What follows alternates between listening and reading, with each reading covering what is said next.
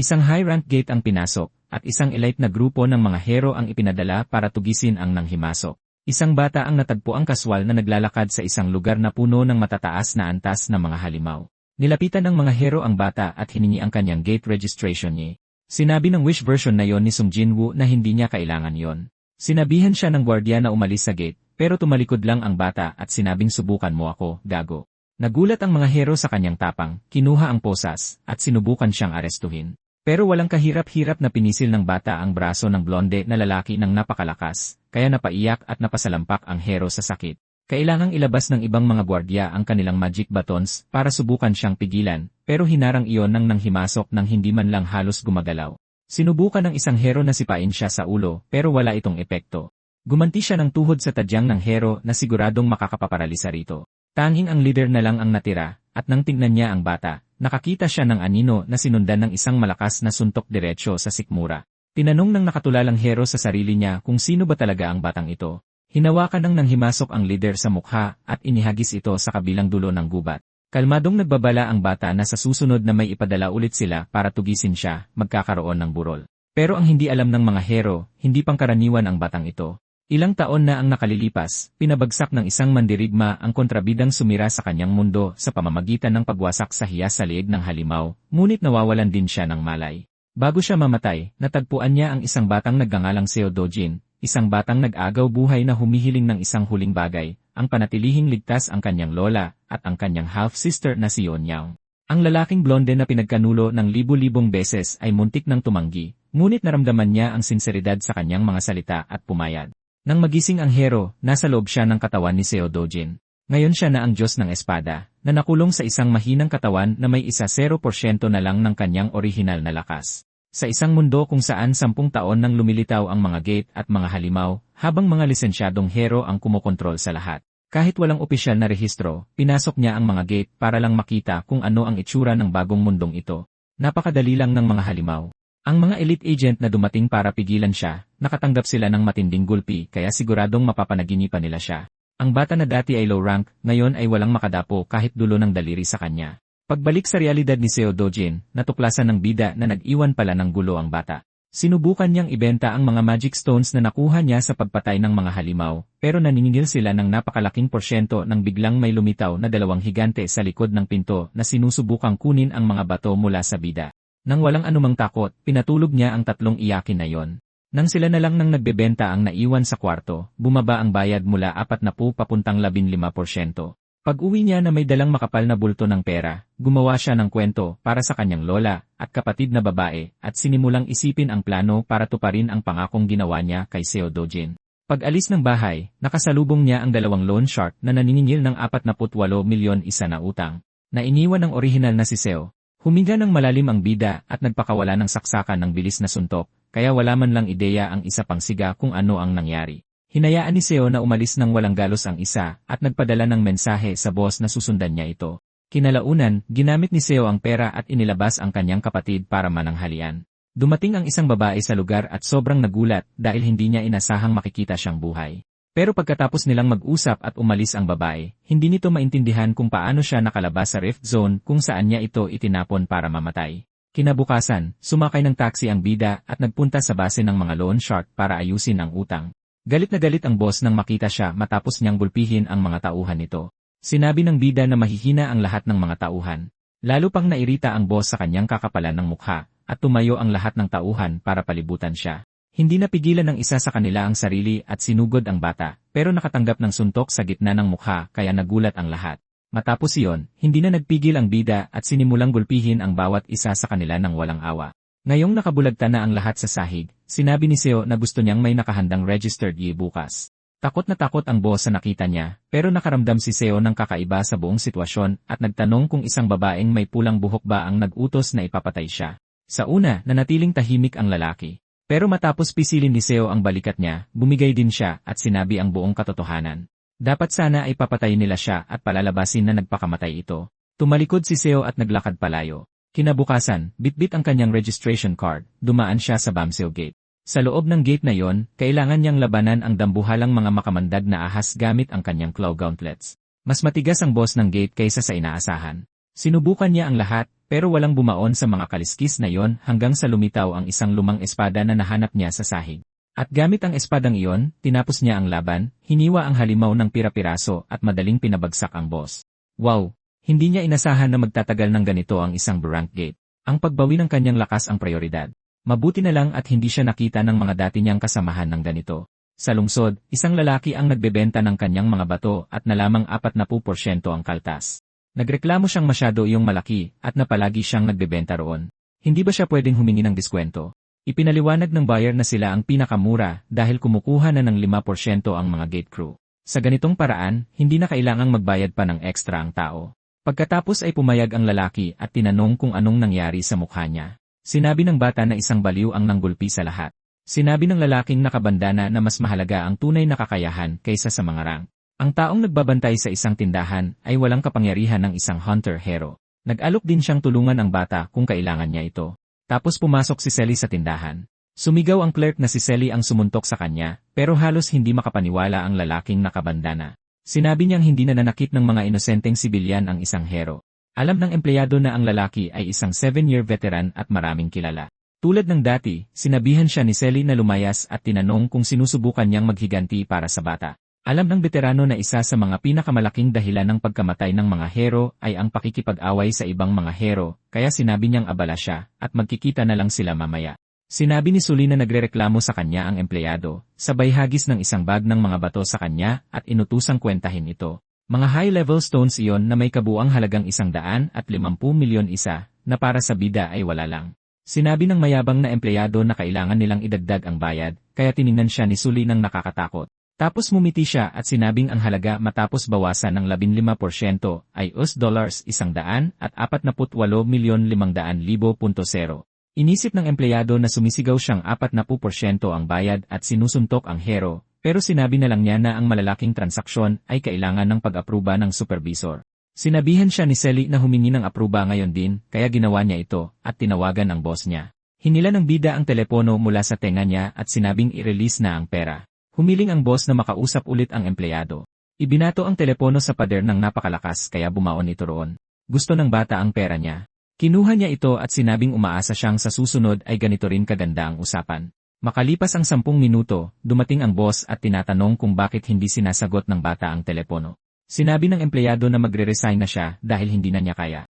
Tinawagan ng lalaki ang isang nagngangalang Hyun Joyeon at sinabihang pumunta roon kaagad. Pagdating niya, nalaman nating siya ang ika-4 sa pinakamalakas na rank heroine sa Korea. Ang may-ari ng tindahan ay tito niya, at ngayon, ang buong sitwasyong ito tungkol sa hero na pumilit na bumili ng bato ay ayusin na. Pag-uwi sa bahay, napagtanto ni Seo na kahit mangaso siya buong araw, 100 milyon lang ang kinikita niya. Kung ganito, mahuhuli na ang lahat. Kailangan niyang maklear ang mga rank gate. Ang mahalaga ay maibalik ang dati niyang lakas. Pero hindi ito katulad ng dati niyang mundo. Kakaunti ang mana sa paligid at maaaring umabot pa ng higit sa 3 taon. Makakatulong ang magagandang gamit pero wala masyadong ganon dito. Nagsimulang yumanig ang lupa, kaya binuhat ni Seo si Eun Yaong papasok sa loob. Tinanong ng lola niya kung lindol ba yon, pero mas malala pa pala ito. May bumubukas na rift. Sinabihan niya silang mag-ingat at pumasok siya sa anomaly. Sa Heroes Association, may nagsabi sa pinuno na may natagpo ang bagong rift sa Mapo matapos ang 63 araw. Ang White Lion Guild ang pinakamalapit, kaya napagdesisyonan nilang kontakin sila. Napagtanto rin nilang nasa bakuran nito ng isang bahay, na isang malaking problema. Dahil kapag may pumasok na sibilyan, kailangan nilang hintayin itong lumabas. At mas malala pa kapag namatay ang tao. Dahil may nangyayaring monster wave tuwing 10 araw na wawasak sa Seoul. Alam nilang pumasok si Seo para iligtas ang nakababata niyang kapatid, at dahil hindi siya isang hero, malaki ang tsansang magkaroon ng wave. Samantala, naguluhan si Hong Hee-jo sa pinaliwanag ng kalbong lalaki tungkol sa buong awakening na ito. Nagalit siya at tinanong kung ano ang ginawa ni Kang Chol-woo. Gusto niyang linawin kay Kang na kapag nabigo itong patayin si Seo, kailangan itong magbayad ng 10 beses pa sa natanggap niya. Pero ipinaliwanag ng kalbong lalaki na may bumukas na rift sa bahay ng bata at pumasok siya roon. Mukhang kumalma na si Hong ngayong alam niyang hindi na niya muling makikita ang pasaway na bata. Sa loob ng rift, napagtanto ng bida na ito ang Petit Swa Forest, kung saan lagi siyang nagpupunta noong bata pa siya. Dahil alam niya ang daan, nagtungo siya sa World Tree kung saan umaagos ang purong mana. Nasira ang dati niyang mundo dahil sinunog ang punong iyon at nasira ang mana. Kaya ngayon ay mababawi na ng ating bida ang kanyang mana. Nanatili siya roon ng 3 araw nang hindi kumakain o umiinom at humihinga lang, pero may nagpakitang nakakatakot na mga halimaw, ang volkana, ang mga sumunog sa puno noon. Malaking tulong sana kung may water element sword ang bata ngayon. Pero kahit na, wala itong epekto dahil pagpuputol-putulin niya ang bawat isa sa mga pangit na halimaw na yon. Inilahad ni Xiaobei ang kanyang kamay at naghandang pakawalan ang kanyang mana. Bumaril ang siksik na mana bilang ki at sumabog. Matagal-tagal na rin simula nang gawin niya ito ng ganito kalakas at sabay-sabay. Hindi mga tanga ang mga halimaw kaya sinugod din nila ang bata. Pero hindi na nakikipaglaro ang bida gamit ang lahat ng kapangyarihang iyon. Nadurog ang mga halimaw sa siksik na mana, naging alikabok, at mga magic stone na lang ang naiwan. Kapag naubos na niya silang lahat, dapat makuha niya ang Eternal Ember. Karaniwan na itong nakukuha sa kanila. Tingnan natin kung ilan ang makukuha. At patuloy sa walang tigil na pakikipaglaban si Seo para protektahan ang World Tree. Sa huli, nakuha niya ang Ember at dinurog ito sa kanyang kamay. Maganda sanang kumuha pa ng mas maraming mana mula sa puno, pero sa katawang ito, imposible na yon. Kahit na, kaya niyang sipsipin ang Ember at gawing fire stat ang manang iyon. Noon, hindi na niya kailangang gawin yon. Ngayon, inaabot ng 10 minuto para lang makasipsip ng isa. Gagawin ito ni Seo hanggat kaya niya. Sa labas ng rift, asar na asar ang hero na si Bang Songwoo sa sitwasyon. Pinaliwanag ni Kim Hyun-woo na gusto lang iligtas ng bata ang kapatid niya, pero iniisip ng isa na may narinig siyang chismis. Madaling mag-awaken sa loob ng mga rift at hindi na nag-isip pa para sa iba. Kung gusto na niyang mamatay, dapat mag-isa na lang siyang nagpunta. Sinabihan silang dalawa ng Guildmaster na hintayin ang wave. Mukhang may mga lumitaw ring rift sa VS, China, Liu, Turkey, at Switzerland. Ito ang unang beses na nangyari ito, pero kontrolado pa ang mga unang yugto roon. Tanging Korea lang ang malilintikan dahil kay Seo. Kapag lumabas siya, haharapin siya ni Bang. 28 araw na ang nakalipas, at inihayag ng Hero Association na may paparating na level 1 wave. Kung hindi lalabas si Seo sa loob ng 2 araw, malilintikan siya. Samantala, napagtanto ng boss ng mga loan shark na si Huang Chengseo na ito yung tangang bumugbog sa lahat noon. Tinanong niya ang assistant niya kung ano ang tsansang makalabas ng buhay ang bata, at ang sagot ay mababa pa sa 1%. Pero ang totoo, walang alam ang mga tanga sa association sa impormasyong meron si Huang. Siguradong nag-awake na si Seo, pero kahit na, mahirap masabing makakaligtas siya. Alam ng boss na ang pagiging magaling sa laban at pag-survive sa rift ay dalawang magkaibang bagay. Alam din niyang may pamilya ang bata na kailangang asikasuhin. Kapag namatay ang hero, ibebenta nila ang mga organ niya. Kung mabuhay man siya, sasabihin nilang poprotektahan nila silang dalawa at lulubugin sila sa utang. Samantala, sa World Tree, hindi na namalayan ni Seo kung gaano nakatagal ang lumipas. Nakasipsip na siya ng daan-daang ember. Ngayon ay kaya na niyang gumamit ng fire mana kailanman niya gusto, at sobrang taas na rin ang fire resistance niya. Pagdating sa fire attribute, mas malakas pa siya ngayon kaysa noong siya ang Sword God, kaya nagpasalamat siya sa puno. Kinuha niya ang mga bato at sinabing poprotektahan niya ito. Sa wakas ay umalis na siya sa rift, pero walang kahit sinuman sa paligid. Lahat ay nag-evacuate na dahil sa wave. Nakaramdam ng mas malakas na aura si Seo sa direksyong iyon. Tumakbo siya at nakita si Bang at Kim mula sa likod. Tinignan niya ang mga suot nila at nalaman niyang sila rin yung mga lalaki mula sa huling gate. Kung mahuhuli siya, magiging isang napakalaking problema ito. Kaya hindi na siya nagsayang ng oras at nagpakawala ng bolang apoy sa malayo. Sumabog ito at nakuha ang pansin nila. Nagsimulang masunog ang isang bahay at nagpanik ang lahat. Gusto ni Seo kung gaano kalinis at kaperpekto ang apoy. Siguradong hahangaan ito ng kaibigan niyang si Kusa. Siya ang pinakamalakas na fire mage sa kontinente. Tapos napansin ni Kim na kakaiba ang kilos ng rift. Tumakbo sila para tingnan at literal na nawawala lang ito, habang nakatakas naman si Seo dala ang mga magic stone niya. Sa balita kinabukasan, gulat ang lahat dahil naglaho ang rift. Akala ng mga tao ay namatay na si Seo, pero nag-aalala siyang baka hindi na niya muling makita ang World Tree. Nakarating ang bida natin sa Yongdongpo. Nag-uusap ang dalawang gagong lalaki na dahil patay na raw ang bata, isusunod na nila ang matanda at ang maliit na bata, na sayang naman daw dahil magiging maganda pa naman sana ito paglaki. Dito na nagpakita ang bida at nagtanong kung nasaan ang boss na nagbigay ng matinding takot sa kanila. Dumating na ang tanga sa gusali, kausap ang assistant niya tungkol sa pang-araw-araw niyang gawain. Pero pagbukas niya ng pinto, nakita niyang bugbog sarado ang mga tauhan niya. Sinabihan siya ni Seo na gumapang palapit na parang aso habang pinagpapawisan. Dumapa ang lalaki at nagsimulang gumapang. Sinabihan siya ng binata na tumahol dahil ang isang gago na tulad niya ay hindi dapat tratuhin bilang tao. Nagsimulang tumahol si Huang at sinabi ni Seo na kapag nasa harap niya, akala mo kung sinong masunurin na handang ibigay ang atay nila. Pero sa oras na magkaroon sila ng pagkakataon, tatraydurin nila siya sa likod at tinanong niya ang boss kung sa tingin ba nito ay unang beses niya itong makaengkwentro ng mga basurang tulad nila. Nagmakaawa si Huang at sinabing magsisilbi siya ng tapat, pero nakatanggap lang siya ng sipa sa baba. Sinabihan ni Seo ang lalaking may salamin na siya na ngayon ang leader, at hindi na siya dapat magsilbi sa mga basurang wala ng pagkatao na tulad nila. Sinabi ng assistant na may mga koneksyon ang boss niya. Kung bigla-bigla raw siyang magiging leader, iisipin ng mga tao na nakakapagtaka ito. Kaya sinabi ng bata na eksperto sila sa pagtatapon ng tao sa dagat at pagdurog sa kanila sa scrapyard. Kapag hindi nila ginawa ang sinabi, itatapon sila ni Seo sa isang gate para maging pagkain ng halimaw. Muli silang nagmakaawa. Samantala, naisip ni Seo na mas madali sigurong patayin na lang si Wong para maiwasan ang gulo. Inilahad niya ang kamay niya saka humingi ng tawad ang boss. Pero pagtingin niya sa ibaba, nasusunog ang lahat. Sinabi ni Seo na kapag kahit isang galos lang ang makita niya sa pamilya niya, papatayin niyang lahat. Kailangan nila silang protektahan 24 oras. Kinabukasan, tinatrato ng lahat ang bata na parang patay na talaga ito. Alam niyang magdudulot lang ng problema kung magpapakita siya. Hahanap si Huang ng bagong malilipatan nila at masayang-masaya si Yon para dito. Pumapasok siya sa kindergarten pero ayaw na niya dahil tinutukso siya ng ibang bata na wala siyang mga magulang. Kaya nagdesisyon si Seo na hindi na kailangang pumasok ng bata. Pwede naman siyang magsimula ulit mag-aral sa susunod na taon. Naisip niyang mas mabuting ipadala siya sa isang elite private school kung saan walang makakapagsalita ng masama laban sa kanya. Dinala ng baliw na assistant ang lola at ang bata para magpalipas ng gabi sa isang motel. Sabi ng lalaking may salamin, ang kumpanya nila ang nagpapatakbo ng motel na yon kaya ligtas sila doon. Naalala niyang sobrang saya ng bata nang makita siyang muli at mukhang nakahinga naman ng maluwag ang lola niya. Sa restaurant, nagtanong si Yon kung hero ba ang kuya niya. Pero sana raw hindi dahil nakikipaglaban sa mga halimaw at minsan ay namamatay ang mga hero at gusto pa nilang magkakasama sila ng matagal. Kahit sa brutal na mundong iyon noon, mayroon pa rin bang mga taong nakaligtas hanggang sa huli. Sa gitna ng mga labanan, napakaraming nawala pero ngayon may isang mahalagang bagay na nakalimutan niya ang nagbalik.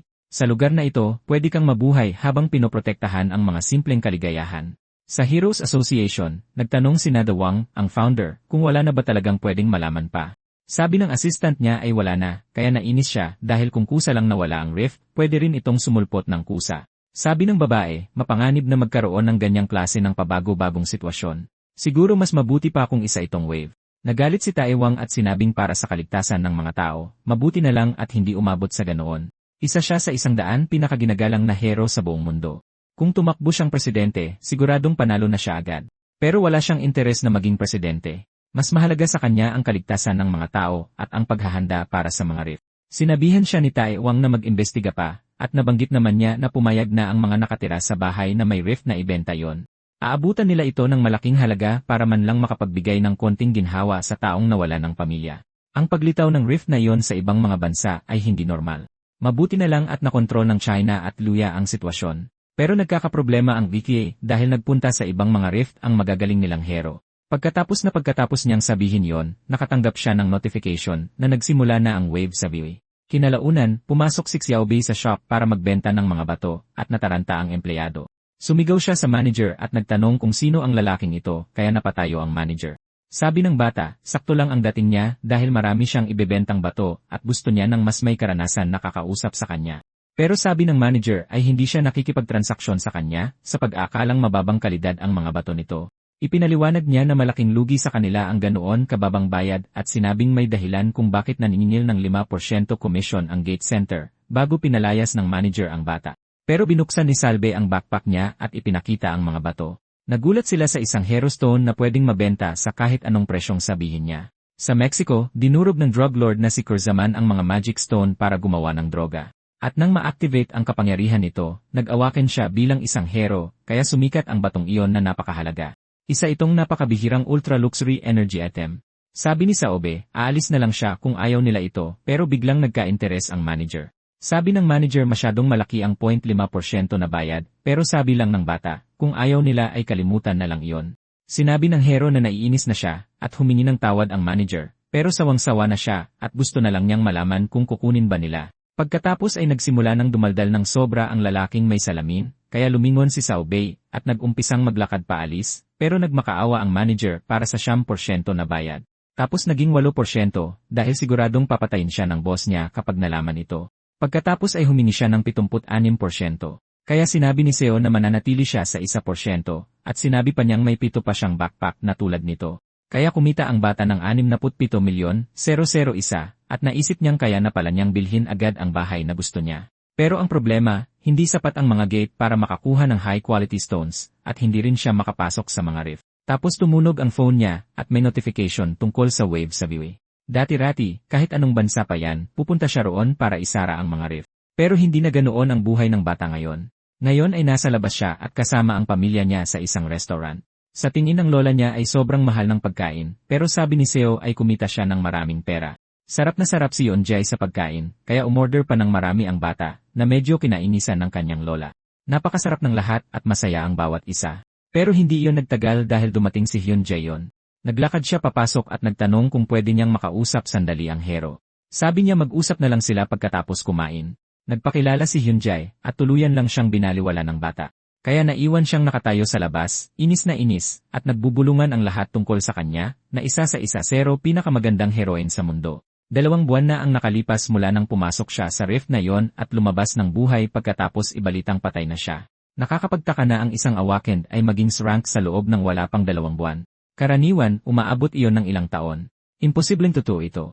Siguradong may iba pang kakaibang abilidad ang lalaking ito. Tapos na ang hapunan, at nandoon pa rin si Hyun pero may ibang naghihintay rin. Si Kang Cholwoo, galit na buhay pa ang bata. Hindi pinansin ni Seo ang lalaki at lumapit siya sa babaeng kulay purple ang buhok. Sabi niya papakinggan niya ang sasabihin nito, pero kailangan muna niyang patawagin si Hyun ng taxi para maiuwi ang pamilya niya dahil may kailangan siyang ayusin ngayon. Isinakay ng heroine ang pamilya niya sa taxi at sinabihang huwag silang mag-alala. Samantala, sa loob, nasuntok na sa mukha si Kong at sinabihan siya ng isang empleyado na hindi niya pwedeng gawin yon doon kaya nasampal din tuloy ang kawawang babae. Talagang nawawala na sa sarili ang lalaki at uhaw sa dugo. Pero bago pa siya makakilos, sinuntok na ni Seo sa mukha ang blonde na lalaki. Seryosong nagtanong ang hero kung si Kong ang nagkulong sa kanya sa gate at nang iwan para mamatay siya. Sabi ng kontrabida, wala siyang dapat sabihin sa isang lalaking inabandona ng tatay niya at may stepmom na gusto siyang ipapatay. Sinimulang i-record ni Seo si Kong at sinabihan itong ulitin ang sinabi niya. Nag-apoy ang kamao ng lalaki na halos hindi na magmukhang tao nang magbuwelo siya para sumuntok. Tinawag pa niyang malandi ang nanay ni Seo, pero napahiya lang siya nang salagin ni Seo ang atake, kaya tumilapon patalikod si Kong at nagulat sa nangyari. Agad na inihanda ni Seo ang kanyang counterattack. Walang pag-aatubili. Sinubukan ng empleyado na tumawag ng pulis, pero dumating si Hayon at sinabing siya na ang bahala rito. Samantala, halos gulpihin na ng hero si Kong gamit ang kanyang mga kamao. Nagulat si Hayon dahil brank ang lalaki, pero talagang wasak na siya. Kahit pa rank si Seo, hindi pa rin dapat ganoon kadali yon. Sabi ni Hyun kung magtutuloy-tuloy ito ay mapapatay ng bata si Kang, kaya tumigil ito sa panununtok. Tinanong niya kung anong alam ng nakababata tungkol kay Chulwoo, at ang sagot ni Seo ay sapat na. Ipinaliwanag ng babae na pinsan niya si Kang Yongpyo na isang srank. Sabi ng bata ay alam niya ito at nagtanong kung ano ba ang pakialam nito. Natigilan si Hyun sa kung paano parang wala itong pakialam sa mga kahihinatnan. Ipinaliwanag niyang ginagawa ni Chulwoo ang kahit anong gusto niya dahil pinoprotektahan siya ni Jongpyo. Ang ginagawa ni Seo ay mapanganib. Umiti lang ang bida at tinanong ng heroine kung hindi ba siya natatakot. Pero naasiwa si Seo dahil ang dami nitong alam tungkol sa buhay niya. Kaya ipinaliwanag ni Hyun na ipinadala siya ng tiyuhin niya, yung lalaking bumibili ng magic stones, at gusto rin niyang bumili. Sinabi rin niyang bibilhin niya lahat ng meron ito, pero sabi ni Seo ay napakaraming yon. Pero hindi naiisip ng bata na ang pera ng isang rank hero ay sadyang hindi kayang sukatin. Kaya sinabi niyang isakay na lang siya nito sa sasakyan, isang bagay na simpleng-simple lang para kay Hyunjoen. Pagkatapos ay makikita nating nawawala sa katinuan si Hong Hee-jo nang malamang buhay ang kanyang stepson. Sabi ng alagang kalbo nito na inakala maging ng Hero Association na patay na siya, at idinagdag niyang binugbog ni Seo Dojin si Kang. Dahil dito ay napagtanto ni Hong na may nalalaman ang walang hiyang iyon. Kapag nalaman ito ng kanyang ama o asawa, magiging malaking problema ito. At kapag nalaman ng media, tiyak na babagsak ang stock price ng grupo nila. Sinabihan niya ang kalbong lalaki na harangin ang media at patahimikin agad ang mga pulis, pero ginawa na niya ito. Gayunpaman, hindi iyan ang tunay na solusyon dahil pinsan ni Kang si Yongpyo. Itinuturing na basura si Chulwoo kahit sa mundo ng mga hero. Isa lang siyang tau-tauhan na gumagawa ng maruming trabaho. Nag-utos si Yongpyo kung makikialam ang mga pulis at media kay Kang, sasama rin ang imahe ng kanyang pinsan, kaya gumawa ng paraan ang nakatatanda. Gustong hanapin ni Hong ang lalaki at humingi siya ng agarang pagkikita. Pinag-usapan din niya ang pagtataksil ni President Hwang Chang-seok noong inalagaan nito ang pamilya ni Seo. Ipinatawag ng babae si Prosecutor Park at gusto nitong pagbayarin ang lalaki sa pag-iwan sa kanya. Sa kabuuan, may 37 rift sa Korea at 5 sa mga ito ay naging gate na. Sa mga natitira, ang mga itinalagang hero lang na konektado roon ang pwedeng pumasok. Papasok si Hyun Shai at ang isang grupo sa isa sa mga ito. Napansin ng bata na iisa lang ang pasukan. At kahit alam niyang iyon ang babaeng may purple na buhok, sinuri pa rin nilang mabuti ang lahat. Naisip ng rank heroine na si Jung In-ju na nakakapagtaka ang pag-aya nitong pumasok sa rift kanina, at sinabi ni Hyun na mas masaya lang talaga roon. Ang kondisyon ni Shu ay hayaan siyang pumasok sa isang rift. Kapalit nito, ibebenta niya ang lahat ng magic stone sa presyo ng merkado. Sa ganoong paraan, mas lalaki ang kikitain niya. Sa tingin ng babae ay kabaliwan ang pumasok doon para lang doon, pero pinalampas niya ito dahil kailangan niya ang stone ng hero. Nagtanong si Zong kung boyfriend ba niya ang lalaking iyon. Sa inis ni Hyun, sinabi niyang may utang na loob lang siya rito at babayaran niya ito. Pero natigil ang usapan nang may umatake sa kanila mula sa itaas. Isa itong malaking cockatrice, at sinabihan ni Hyun sina Jinju at Doyon na panatilihin ang depensa at si Seunggo na mag-focus sa binti ng halimaw. Nagdesisyon si Shu na umatake ng mag-isa at mabilis na tumakbo palusog. Nag-aapoy ang kamao niya at handang sumuntok. At sa gulat ng lahat, tumama ang suntok sa mismong mukha ng halimaw at namatay ito agad. Pero hindi na kontento si Shu at malakas na inapakan ang halimaw. Nagtanong si Zong kung sino ba talaga ang lalaking ito, at sinabi ni Hyun na isa lang siyang malakas na tao. Pero nagtanong ang babae kung ilan bang hero ang kayang pumatay ng cockatrice sa isang tira lang. Sinabi ng heroine na kahit ang ate niya ay kaya lang itong patumbahin, pero hindi naniwala ang pasaway. Kaya nagdesisyon si Hyun na baguhin ang plano. Mabilis siyang susugod papunta sa gitna. Pero bago yon, nilapitan niya si So. Agad nitong sinabi na hindi siya magbabahagi ng kahit ano sa mga hindi naman tumulong, pero sinabi ng babae na hindi magagamit ang mga kakayahan niya roon. Kailangan niyang pumunta ng mas malalim, at mumiti siya na sinasabing mukhang masaya yon. Sinabi ni Hyun na kabisado niya ang lugar, kaya siya ang mangunguna at dapat itong sumunod. Tapos bigla siyang tumakbo sa napakabilis na bilis. Sumunod agad si So sa kanya. Nagbiruan pa sila na kung bala ang babae, liwanag naman siya. Naiwan ang buong team, at napagtanto ni Jong na ang mga rank kumpara sa mga S-rank ay parang mga mumunting isda lang. Samantala, lumingon si Hyun at hindi niya nakita si So, kaya inisip niya kung dapat ba siyang bumagal. Pero ang totoo, nasa tabi lang niya ito at sinabihan siyang bilisan pa. Nagulat siya dahil siya ang pangalawa sa pinakamabilis sa buong Korea. Inamin ni So na mas mabagal ito kaysa sa inaasahan niya at tumakbo ito na parang tinatangka siyang iwanan. Tapos nakita nila ang Rift Boss sa bundok na yon. Ipinaliwanag ni Hyun na ang pangalan nito ay Kisirion, isang dambuhalang 20 metrong halimaw na mukhang wyvern. Kailangan ng hindi bababa sa 3 rank hero para mapatumba ito.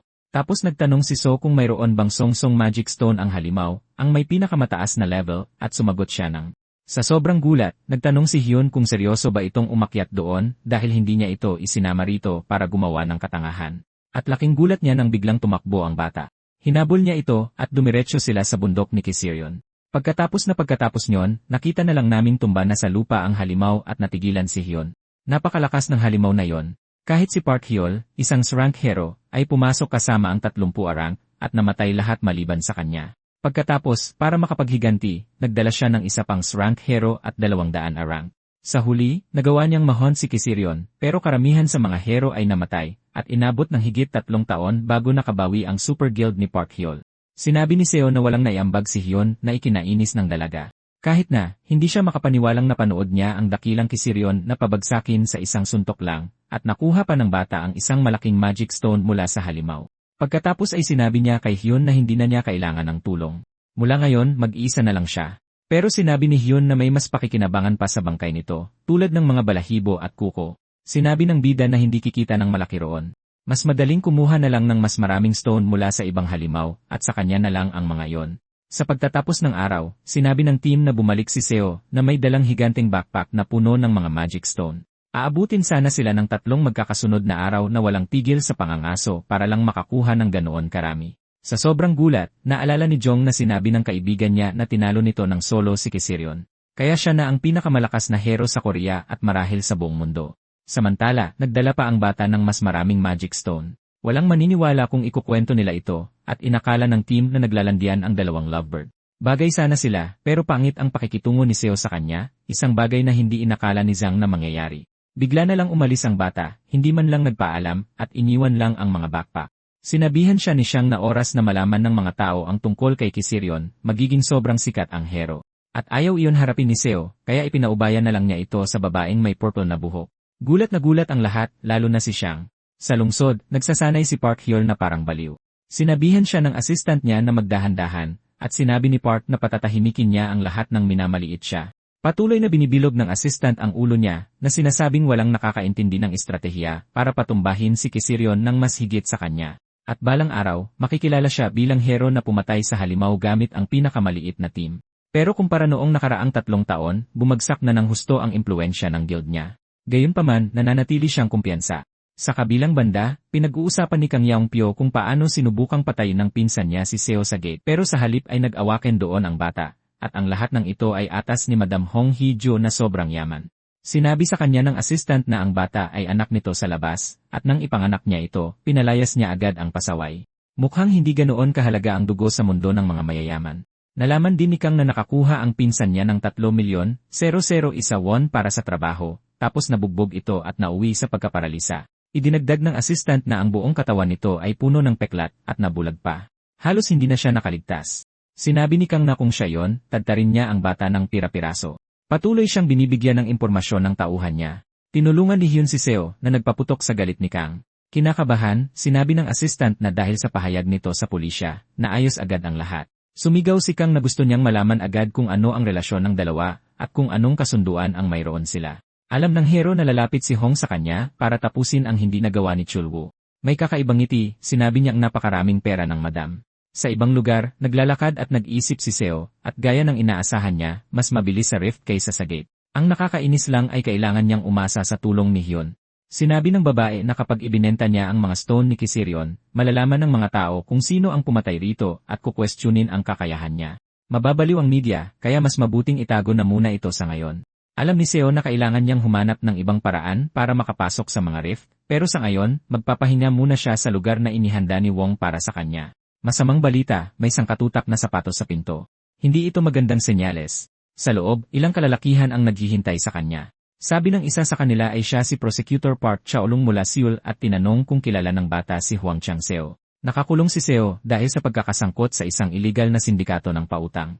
Nakaposas ang bida natin sa upuan habang may kausap si Park sa telepono na sinasabing naging kooperatibo sina Hwang at Seo. Nagpasalamat siya sa pag-aasikaso nila sa pag-aaral ng anak niyang babae na nagpapakita ng koneksyon niya kay Hong. Tapos sinabi ng lalaking may blonde na buhok na naging prosecutor siya para ihiwalay ang mga basura ng lipunan sa lahat. Habang nakaupo, sinabi ni Park na base sa mga kaso, mabubulok ang bata sa kulungan ng 10 taon at nakakuha na siya ng sapat na ebidensya para patunayan ito. Pero hindi man lang nagbago ang reaksyon ni Seo. Sobrang kinainis ito ni Park. Ininsulto niya si Seo at tinanong kung mukha ba siyang nagsisinungaling. Tinanong ng mas bata kung ang bruhang si Hong Hee-jo ba ang nasa likod nito. Nagmaang-maangan si Park at tinanong kung sino yon. Na-realize ni Seo na sa panig ni Hwang, tapos na ang lahat. Tahimik na lang niya itong tinanggap dahil takot siyang gumawa ng gulo. Sa tonong nagbabanta, tinanong ni Park kung akala ba niya ay biro lang ang mga prosecutor ng Korea. Tinitigan din siya ni Seo nang may mas nakakatakot na tingin. Nagulat si Park pero mas naiinis at nagbantang sasampalin ang bata. Pero biglang bumukas ang pinto at may nagsabing kailangan nila ang prosecutor. Mabuti na lang para kay Seo, tinukoy siya ng Hero Meter bilang isang sibilyan. Baka mali ang impormasyon tungkol sa paggising ng kapangyarihan niya. Alam ni Park na imposibleng magkamali ang investigasyon ng Teen Group at ang pagkakakilala ni Seo kay Hong Hee-jo ay nakapagtataka. Ngayon ay naiintindihan na ng bata kung bakit tinatawag na mga ulol na aso ang mga prosecutor sa South Korea. Baka mas mabuting sunugin na lang ang lahat at tumakas papunta sa ibang lugar kasama ang lola niya at si Yeon Yaong, pero biglang pumasok si Hyun sa kwarto. Tinanong niya kung bakit siya nandun pero hindi rin niya alam. Pinaliwanag niya na kung gagamit ng dahas ang bida ngayon, mahirap nang harapin ang mga magiging kahihinatnan nito. Tapos tinanong siya ni Xiao kung gusto niya siyang tulungan, pero alam ni Hyun na walang ginawang masama ang bida. Mali ang gumawa ng maling akusasyon at alam niyang na-set up lang siya. Kaya mas mabuting ayusin agad ito. Sinabi ng babaeng may violet na buhok na magsasagawa ng investigasyon ang Hero Association at aalamin niya ang tungkol sa mga walang lisensyang hero. Pero nag-aalala si Xiao para sa pamilya niya na kinainis naman ni Hyun dahil hindi niya ito sekretarya. Kahit ganun, sumakay na lang siya at sinabing ayos lang silang dalawa, kaya walang dapat ipag-alala. Nagpasalamat siya at sinabing babawi siya, at sinabi naman ni Hyun na ayusin ito sa lalong madaling panahon. Kahit ganun, ang paraang pinili niya ay hindi para patunayan na inosente si Seo dahil nasibak sa pwesto si Park matapos mapatunayang tumatanggap ng suhol. Dapat ay parurusahan ang bata dahil sa pagpapatakbo ng walang lisensya, pero salamat kay Hyun na uwi ang lahat sa probation. Samantala, sa V, inaatake ng isang halimaw na may 4 na mata at sobrang lakas na kamandag ang mga sibilyan. Sinabi ni Sho na isa itong Makasyan, na ikinagulat ni Yoon dahil isa itong bagong halimaw, at ang association lang dapat ang nakakaalam ng pangalan nito. Naglalaman ang mga Beast Stone ng pinatinding enerhiya kasama ang impormasyon ng halimaw tulad ng pangalan nito. Sa Earth, pinapagana ang lahat ng siyensya, pero sa wasak niyang mundo, mahika ang nagpapagana nito. Dahil lumalabas ang mga halimaw sa dalawang mundo, alam ni Sho ang pangalan ng karamihan sa kanila. Pinaliwanag niya na mabilis mong mapapatumba ang Makasyan gamit ang Red Flower Ant Extract, at idinagdag niyang ligtas ito sa mga tao, pero hindi sa halimaw.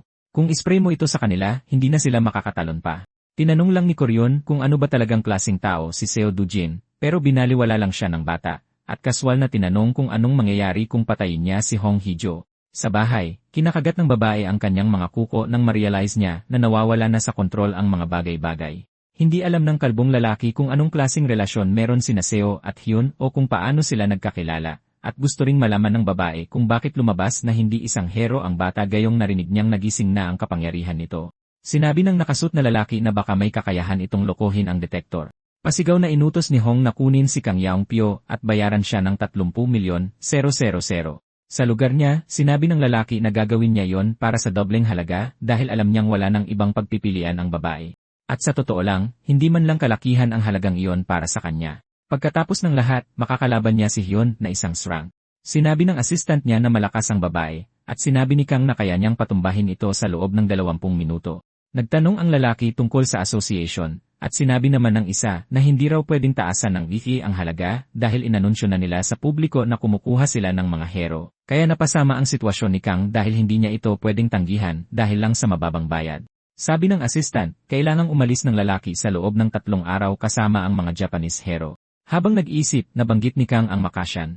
Kung malalaman niya ang kahinaan nito, siguradong tataas ang presyo niya. Sa England, ginagawa ng mga hero ang lahat para mapigilan ang mga halimaw. Sa kasamaang palad, sobrang lalakas ng mga halimaw at nahihirapan sila. Pero dahil walang malinaw na impormasyon, wala silang kalaban-laban sa isang hindi kilalang kaaway. At ngayon na bumagsak na ang depensa ng Cambridge, 60 kilometro na lang ang natitira bago ang kabisera, ang London. Biglang nandilim ang mga mata ng halimaw at sumigaw ang lahat na tama si Hon. Gumagana ang Red Flower Ant Extract at nanghina ang mga Makasyan. Naghinala si Kang dahil sa tingin niya ay hindi naman ganun kagaling ang babae. Ngayon na ang oras para tapusin ng mga hero ang mga halimaw. Kinabukasan, nagulat ang media pero sumang-ayon sila na siya ang nagpakita ng pinakamagandang performance sa BA headquarters. Nahanap ni Hyun ang kahinaan ng Makasyan, niligtas ang bansa, at literal na naging isang hero. Gagawing knight ng British Royal Family ang babae. Nang magpakita ang babaeng may violet na buhok, nagkagulo ang lahat sa pagkuha ng pictures, gustong malaman kung paano niya ito nalaman. Gusto rin nila ang opinyon ni Kang Yaong-pyo dahil siya ang nakapatay ng pinakamaraming halimaw doon. Pinapanood ni Seo ang balita, pero nang makita niya si Kang, mukhang handa siyang pumatay. Kinalaunan sa isang restaurant, nagbigay ng regalo si Hyun para sa bida at sa pamilya niya. Mga mamahaling damit ito, pero sabi niya, pabuya ito sa pagtulong. Dahil sa kanya, naging isang hero siya. Inalok niya ang bata na ibibili niya ng kotse, pero sabi ni Seo, sasabihin na lang niya kung kailangan na niya. Pagkatapos, gustong malaman ni Hyun Shashi kung paano niya nalaman ang kahinaan ng Makasyan, pero hindi siya sumagot. Kaya tinanong niya kung ano na ang plano niya, dahil kung hahabulin niya sina Hong o Kang, magkakagulo at kailangan niya itong pigilan. Sa kanyang pagkabigla, sinabi niyang gusto niyang bumili ng bahay. Samantala, nagpaparty si Kang kasama ng mga babae, pero hindi niya maiwasang isipin kung gaano naiiba si Hyun. Alam ito ang kahinaan ng Makasyan, pero tinatago pa rin niya kung paano niya nalaman. At ang pinakamasama pa ay ang nangyari kay Seo Do-jun sa eroplano. Tinanong siya ni Kang tungkol sa pagbasag ng bata sa ulo ng prosecutor, pero pinaliwanag ni Hyun na si Chol-woo ang nagsimula ng lahat ng hawakan niya ang bata sa gate. Noong araw ng laban, hindi si Seo ang nauna, at sinabi ni Kang na kahit may ginawang katangahan ang pinsan niya, pinsan pa rin niya ito, at may dahilan siya para maghiganti sa batang yon. Nagkibit balikat lang si Hyun at sinabing gawin na lang ng lalaki ang gusto niya. Hindi na siya makikialam dito. Sa gulat niya, na-realize ni Kang na hindi pala ganun kaganda ang relasyon nila gaya ng inakala niya. Binaliwala siya ng babae at sinabing walang dahilan para makialam siya rito. Hindi ito mawala sa isip ng lalaki dahil pakiramdam niya ay may tinatago si Seo. Nawasak ang lungsod ng Shrewsbury sa England dahil sa wave at gustong kumuha ng British Hero Association ng maraming magic stone hanggat maaari bago ang susunod. Ilang mga hero ang ipinadala sa rift na binabantayan ngayon. Sabi ng isa sa kanila, kung meron silang red flower ant extract, kahit ang mga drunk ay kayang magpabagsak ng Makasyan. Sabi naman ng isa, kung napigilan lang sana agad ang wave, perpekto sana ang lugar na ito para maghanap ng mga magic stone. Ang isang rehiyon na tinamaan na ng wave ay hindi na mapipigilan, at sa pangalawa naman, ibang mga halimaw na ang lalabas. Sabi ng gwardiya, walang nakakaalam kung ano ang pwedeng lumabas, pero may nakita ang isa sa likuran niya. Mukhang may lalabas kahit na 5 oras pa lang mula nang pumasok ang team. Kailangan nilang maging alerto dahil siguradong may mga ordinaryong tao na maghahanap ng magic stones ang susulpot. Biglang may sumabog at natakot na lumingon ang mga gwardiya. May isang lalaki o isang nilalang at nasambit ng gwardiya na hindi ito isang hero o hunter. Kailangan nilang tawagan ang league ngayon din. Naglabas ng berdeng enerhiya ang nilalang at pinalutang silang dalawa. Sinubukan ng isa sa kanila na hagisan ng mga patalim ang halimaw, pero pinatalbog lang nito ang mga ito na parang wala lang, sabay sabing masyado silang mahina. Kinuyom ng nilalang ang kanyang kamao at siguradong tapos na ang dalawang gwardiya. Sinabi nitong 10 taon na ang lumipas at hindi man lang sila umabot sa 20%. Baka pumalpak ito. Kahit matapos i-activate ang Dimensional Rift, kailangan muna nitong mag-ipon ng mana. Tinanong ng isa sa mga gwardiya kung sino yon pero talagang tapos na ang maliligaya niya. Sinabi ng nilalang na magsisimula siyang burahin ang mga mahihina sa mundo. Samantala, sa South Korea, naglalakad si Seo nang biglang yumanig ang lupa. Napakalalaking uod na may matatalim na ngipin ang naghuhukay sa ilalim ng lupa. Napansin ng bayani na may 26 sa kanila sa loob ng 100-meter radius. Inisip niya kung ilan sa mga ito ang makakaligtas sa pag-atake niya. Tapos naghagis siya ng isang higanting fireball na nagpasabog sa lahat. Nagliparan kung saan-saan ang mga piraso ng halimaw. Sa isang magarang gusali, pinag-uusapan ni Taewong ang isang batang lalaking mahirap pakitunguhan. Sinabi ni Min Honggi na nakasuot ng suit na nakumpirma niyang isang bayani ang bata. Sabi ng matanda, akala niya ay ipinakita sa hero meter na hindi masusukat ang kapangyarihan ng bata. Tinawag siyang bastos na bata ni Park Seung-chul, ang vice presidente ng asosasyon, dahil dapat sagutin ang anumang itanong nila. Pagkatapos ay sinabi ni Min na nagsimula ang lahat ng ito dahil sa masamang plano ng bayaning si Kang Cholwoo. Nag-awaken si Seo nang muntik na siyang mamatay sa insidente sa gate, pagkatapos ay naghiganti siya sa lalaki at mag-isang tinalo ang mga halimaw sa mapo. Kahit medyo sobra ang ilang ginawa niya, malinaw na baliw ang lakas ng batang ito. Matapos pag-isipan, sinabi ni Taeyong na mahirap siyang kontrolin pero hindi nakakaduda ang katapatan niya. At humiling siya ng opisyal na hero license. At dahil suportado siya ni Hyun, pwede niyang laktawan ang mga karaniwang proseso. Pagkabanggit ng pangalang iyon, nagulat ang lahat. Opisyal na ngayon si Seo bilang pang-8 rank ng Korea at pwede nang manghuli sa mga rift. Tumawa ang isa kung paanong pagkuha pa lang ng bata ng lisensya niya, agad siyang pumunta para mag-explore ng rift sa sobrang bilis. Ang pinakagulat sa lahat ay pumasok siya sa level 2 ng walang guild. Inisip ni Park Seung-chul na nasisiraan na ito ng bait. At minungkahi niya sa presidente na kung makakabalik ng buhay ang bata, maganda sigurong ipromote siya at ibunyag ang kanyang pagkakakilanlan. Tutal, siya ang pang-8 rank. Sinabi ni Min na baka hindi iyon gusto ng bata. Ang tamang gawin ay tanungin muna siya. Sinabi ng matanda sa direktor na kung may lilitaw na isa pang bayani na kasing lakas niya sa ganitong panahon, makakahinga ng maluwag ang mga tao. Sinabi ni Taeyun na naintindihan niya pareho, pero kakausapin niya ng direkta si Seo Dojin. Samantala, nasa labas si Seo at inuubos ang marami pang killer worms. Ginamit niya ang lakas ng apoy na nakuha mula sa mga baga at hiniwa ng patayo ang mga halimaw. Tapos na-realize niyang hindi biro ang pagkaubos ng mana niya. Kailangan talaga ng bata ng armas. Pumunta ang binata sa Gasan Complex at sinabi sa receptionist na gusto niyang gumawa ng armas mula rito. Pero sinabi ng lalaki na tanging mga may reservation lang ang pwedeng pumasok. Sinubukan siyang kausapin ni Seo pero sinabi ng lalaki na puno na sila at wala silang oras. Kinwelyuhan siya ng bayani at tinanong kung siya ba ang boss, pero anak lang pala ng may-ari ang lalaki. Kaya sinabihan siya ng bida na tawagin ang tatay niya dahil pumunta siya rito matapos marinig na maganda ang lugar na ito. Lumabas ang may-ari, si Choi Chul-kwon, at tinanong kung sino ang nagsabi sa kanya tungkol sa lugar. Sinabi ni Seo na si Hyun Jo-yeon na ikinagulat nilang dalawa. Tapos iniabot ng bata ang pangil mula sa dambuhalang Black Assassin, dahilan para matameme ang lalaki. Pagkatapos nyon, nakiusap ang bayani na gawan siya ng isang makinis na espada na hanggat maaari ay mahaba. Sinabi ng panday na kung non-metal ang materyales, hindi ito magiging matibay kapag masyadong pinahaba, kaya gagawa na lang siya ng 2 medium na espada. Sa inis, tinanong ni Seo kung sadyang wala lang sapat na galing ang matanda. Pagdugtungin mo lang ang dalawa. Kailangan niya ng mahabang espada, at kailangan din niya ng talagang mataas na mana absorption. Kinabahan tuloy ang anak ng may-ari dahil may mga narinig siyang nagsasabi na hindi sila masyadong magaling dahil hanggang level 3 lang ang mana absorption ng mga armas ng tatay niya. Kumuha siya ng espada at sinabing dapat level 5 ito. Tapos pinigan niya ang talim, kaya naman sobrang kuminang ito, at nabali sa gitna na parang styrofoam lang. Sinabi ni Seo na kung gagawa rin lang sila ng basurang ganito, mas mabuti pang tumigil na sila. Kalaunan, naglalakad si Seo sa isang madamong lugar at nagreklamo tungkol sa isang maingay na Cyclops. Gaya ng inaasahan, nahati ng walang kahirap-hirap ang halimaw. Sinubukan pa ng malaking berdeng halimaw na kumuha ng puno para gawing kalasag, pero nahati rin ito. Pero mabilis na nag-regenerate ang halimaw at naghanda para lumaban ulit. Ang hindi nito inasahan ay handa na ang fire attack ni Seo, kaya tuluyan na itong napatay. Alam na niya noong una pa lang na mahirap panatilihin ng matagal ang isang mana sword. Kahit na, napabagsak niya ang Cyclops at kinuha ang dugo nito. Ibinigay ito ni Seo sa matanda at sinabing mapapadali nito ang pagdikit ng dalawang pangil. Sumigaw ang lalaki na sana man lang ay sinabi niya kung ano yon, pero hindi siya pinansin ng bayani. Ngayon, handa na ng bata ang lahat ng pangunahing materyales. Pero para mapataas ang mana absorption, kailangan niya yon. At makikita mo lang iyon sa iisang lugar sa buong mundo.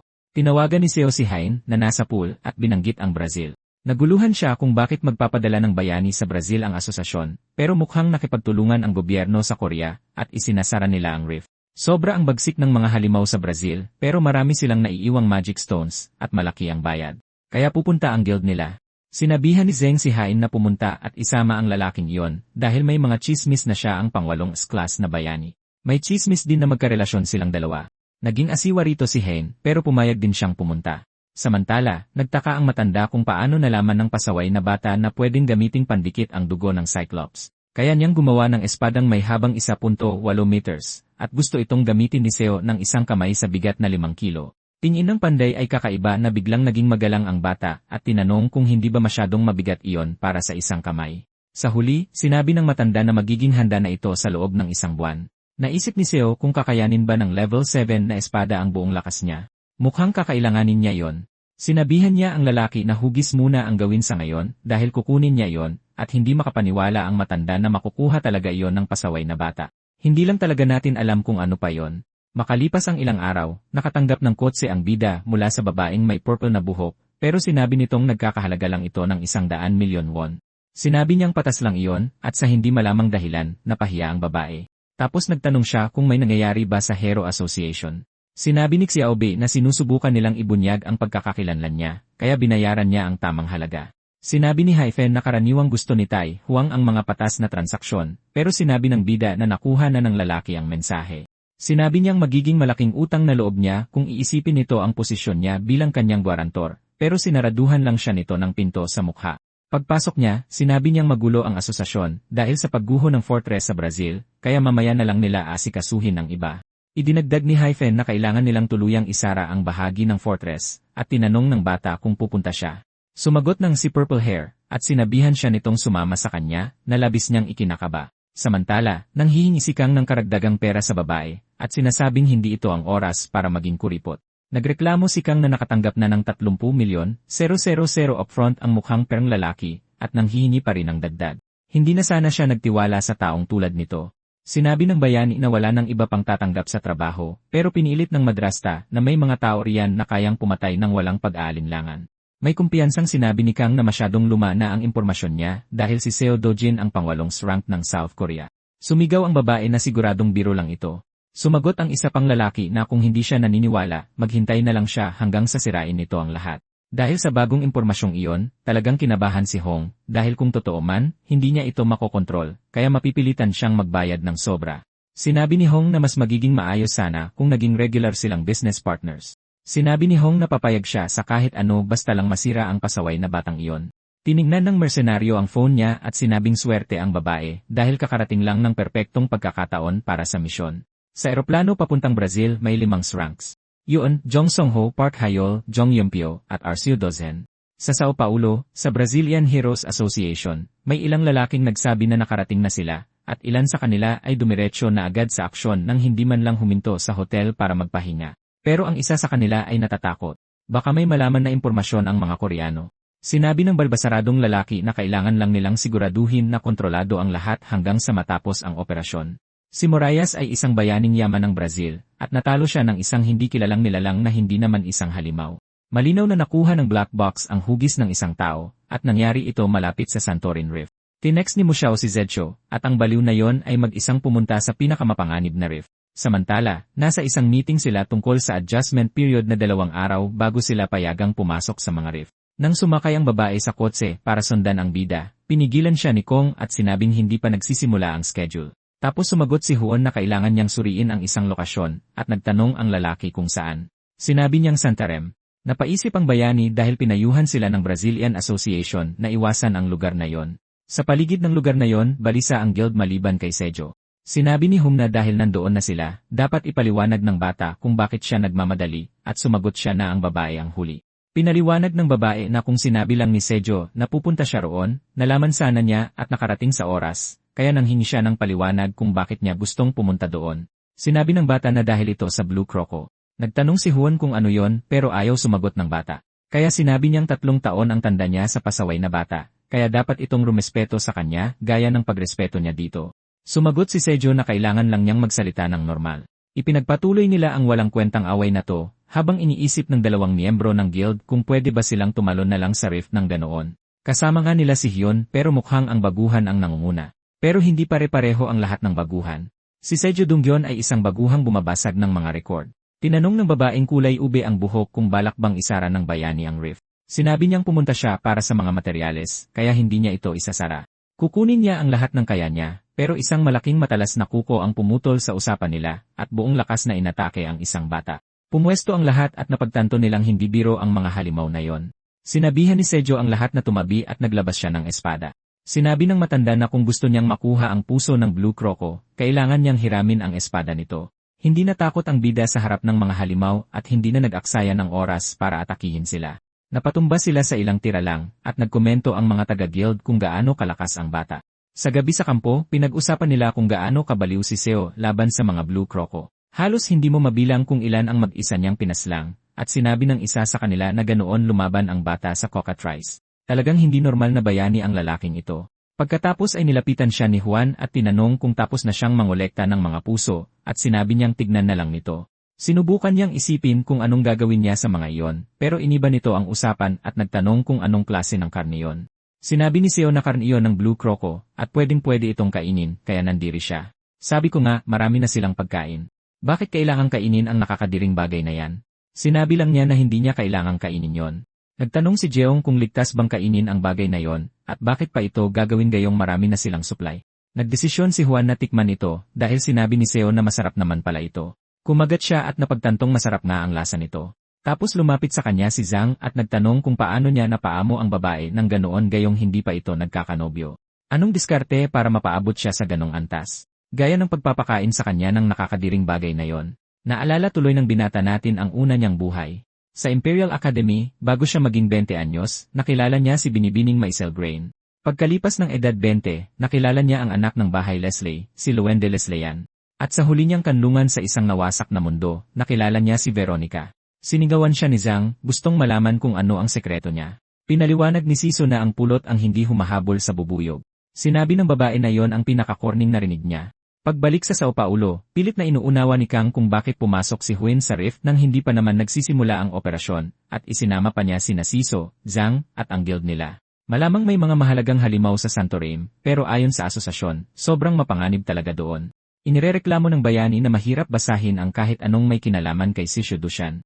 Tapos tumawag si Hong sa kanya at nagtanong kung buhay pa ba ang pasaway na bata. Sinabi ni Kang na minamadali siya nito at nagtanong kung may nangyari. Sinabi nitong nakita ng papa niya ang balita na naging srank ang bata at iginigiit na iuwi na siya. Sinabi ni Kang na nakahanap na rin siya ng magandang kasosyo sa negosyo at ayaw niya itong bigling ngayon. Hindi niya hahayaang makalabas ng Brazil ng buhay si Sisyo Dushan. Pagkatapos niyang ibaba ang linya, sinabihan niya ang assistant niya na tawagan si Takashi para ipaalam na nasa tagong lugar ang bata, kaya madali lang ito.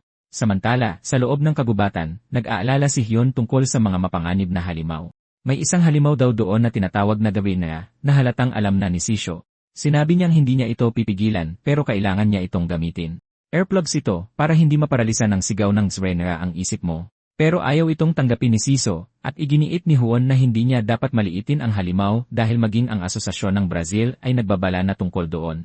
Siyempre, walang pakialam ang bida natin. Sa kalagitnaan ng gabi, isang wolf fox na may kumikinang na mata ang nagmamasid sa kanila. Ito ang Zvines, at nataranta ang lahat habang tinatakpan ang mga tainga nila. Lahat maliban kay Sisyo.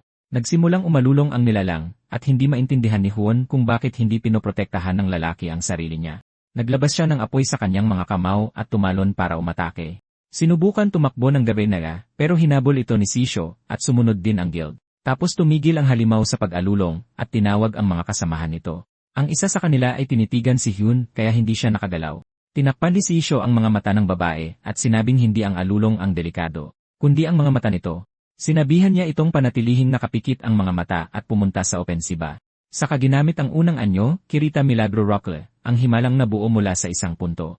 Nagpakawala ang kanyang espada ng mga bolang apoy na direkta sa Karina. Gulat na gulat ang mga guildmates niya, ano ba daw yung diskarteng yon? At maya-maya'y nabalot ng mapanganib na apoy ang buong espada niya. Wala nang ang oras tumakbo ang mga halimaw mula sa ganoong kalakas at kasaktong pag-atake. Pinrotektahan ng lahat ang sarili nila sa shockwave. Malala ang pinsalang iniwan nito.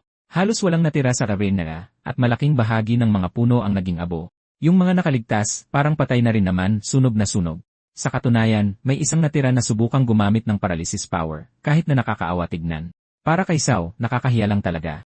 Sinabi niyang itatabi niya ang mga mata nito dahil baka magamit niya ito balang araw.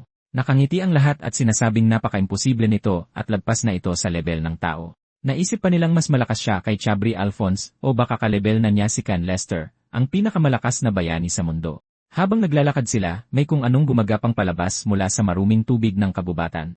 Sila ay mga nilalang na mukhang zombie at uhaw sa dugo. Isa sa mga miyembro ng guild ang nagsabi na wala silang malay dahil nga ang mga patay ay walang utak. Sumugod ang mga zombie ngunit nakatanggap ng isang napakalakas na suntok kaya natapos silang lahat. Tandaan, bukod sa pagiging malakas, sadyang napakabilis din ni Saobe, kaya agad-agad niyang pinuksa ang mga ito habang nakatayo at nanonood lang ang guild. Pagkatapos nyon, tinanong ni Hien kung saan siya natutong mag-espada dahil gusto rin niyang matuto. Alam niya na sa isang payapang mundo ay hindi naman niya ito kakailanganin, kaya tinanong na lang niya kung kailan pa niya ito gagamitin.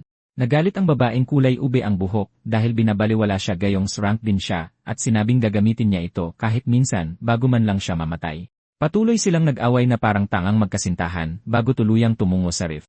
Iniisip ni Zong na dahil kay Sao Bei kaya nila nalagpasan ang lahat ng walang naging problema at sa susunod na papasok sila para isara ang rift, magiging sobrang bilis na nito. Nang makapasok sila, nakilala ni Hyun ang isang boses na sumisigaw sa Japanese. Siya si Ryoma Takashi, isang dating yakuza at rank hero mula sa Taigoku Guild. Sinabi ng nakakakilabot na lalaki na ngayon ay magsasaya na sana siya kasama si Juyon at humaharang ang batang ito. Sinabihan niya si Sao na tumabi agad kundi ay babasagin niya ang mukha nito o mas malala pa. Nagkomento si Sao na hindi talaga siya gusto ng mga kasamahan niya, kaya napagtanto niyon na nakakaintindi ang lalaki ng Japanese. Si Sao Dojun mismo ay nag-aral ng Japanese kaya nasa alaala niya ito. Pero ang mahalaga ngayon ay galit na galit si Takashi. Nagsimulang magreklamo ang mga tauhan ng Japanese dahil ininsulto raw ng bata ang kanilang boss. Walang pakialam ang ating bida. Nakakakaba. Naisip ni Jung na magulo ito kahit para kay Sal dahil ang lalaki ay ang panlimang pinakamagaling sa Japan. Kaya sinubukan niyang pakalmahin ang magkabilang panig para hindi mauwi sa gulo pero sinabihan ni Takashi ang bruha na manahimik. Dahil dito ay nagalit ang mga kasamahan niya sa guild at lalong naging komplikado ang sitwasyon. Nagpakilala si Jung at sinabing mula siya sa Korean Guild na Magnolia Violeta, sabay pakiusap na kumalma ang lahat. Sinabi ng Japanese na hindi pa niya naririnig ang guild nila at tinanong kung naghahanap ba ito ng lalaki. Kung kailangan niya lang maghintay. Sinubukan ni Jung na pumagitna pero hinawakan ng lalaki ang braso niya at kumilos si Sal para protektahan siya ngunit nasuntok ito sa mukha. Sinabi ni Takashi na papatayin niya ito mamaya at aayusin muna ang negosyo, kaya dapat maghintay muna ang bata. Dito napagtanto ni Sal na planado ang pang-inis na ito at kakagatin niya ang patibong. Kaya binitawan niya ng malakas na suntok ang maton na nagpatalsik dito ng ilang metro pa atras. Sinabihan ng bida ang lahat na umatras at sinabing siya ang unang sumuntok. Isa itong self-defense. Naghanda ang mga tauhan ng Japanese pero binalaan sila ng bata na one-on-one na ngayon. Dapat daw lumayas na ang mga pipitsugin. Pagkatapos ay hinubad ni Takashi ang kanyang kamiseta at ipinagmalaki ang kanyang maladyos na pangangatawan. Tahimik na nanalangin si Zhang na sana ay bawian lang siya ng kalahating buhay ni Cell.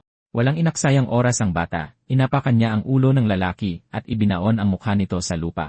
Pagkatapos ay sinundan niya ito ng combo na nagpatalsik ulit dito papalayo. Gulat na gulat si Takashi, nagtataka kung bakit napakalakas ng batang ito. Napagtanto niyang mamamatay siya kaya nagpanik siya, pagkatapos ay tumakbo ng labis na natatakot. Pero sa sumunod na segundo, nasa harapan na niya si To. Sinabi ng bida na naisip niyang may nag-utos dito na magsimula ng gulo at alam na niya kung sino. Nagmakaawa si Takashi pero walang pakialam ang ating bida. Pinakawala ng bata ang isang napakalakas na suntok sa kanang bahagi ng mukha nito at bumagsak si Takashi sa sahig marahil tuluyan nang nawalan ng malay. Inasahan na ito ni Zhang pero hindi niya inakalang magiging ganito ito kahiyahiya. Pagkatapos ay tinapakan ni So ang likod ng leeg ng Japanese at nakiusap ang babaeng may siyan na buhok kay Hyun na magsalita na, kundi ay mauwi ito sa burol. Sinigawan niya ang bata na tumigil at huwag siyang patayin, pero sinabi ni So na siya ang ako sa responsibilidad. Hinawakan niya ang braso ni So at sinabing hindi ito dapat gumawa ng isang bagay na akuin lang din naman ito bilang responsibilidad sa huli. Habang sinusubukan ng guild ni Takashi na tulungan siya, iginiit ni So na mas mabuting burahin na ang mga basurang tulad niya. Sinabihan ni Zhang ang bata na huwag ibaba ang sarili nito sa ganung antas, at sinabi ni Hyun na natuto na ng leksyon ang maton. Sinabihan niya ang mga tauhan ni Takashi na huwag nang manggugulo kahit kanino pa at napaluhod sila. Pero hindi sapat iyon para kay So. Gusto niyang isubsob nilang lahat ang kanilang ulo sa lupa.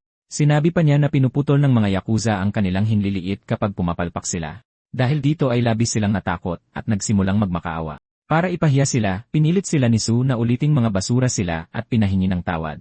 Balik sa Brazil sa Sao Paulo, hindi makapaniwala ang presidente. Isang srank sa ganoong antas ang nabaldado dahil lang sa isang tao.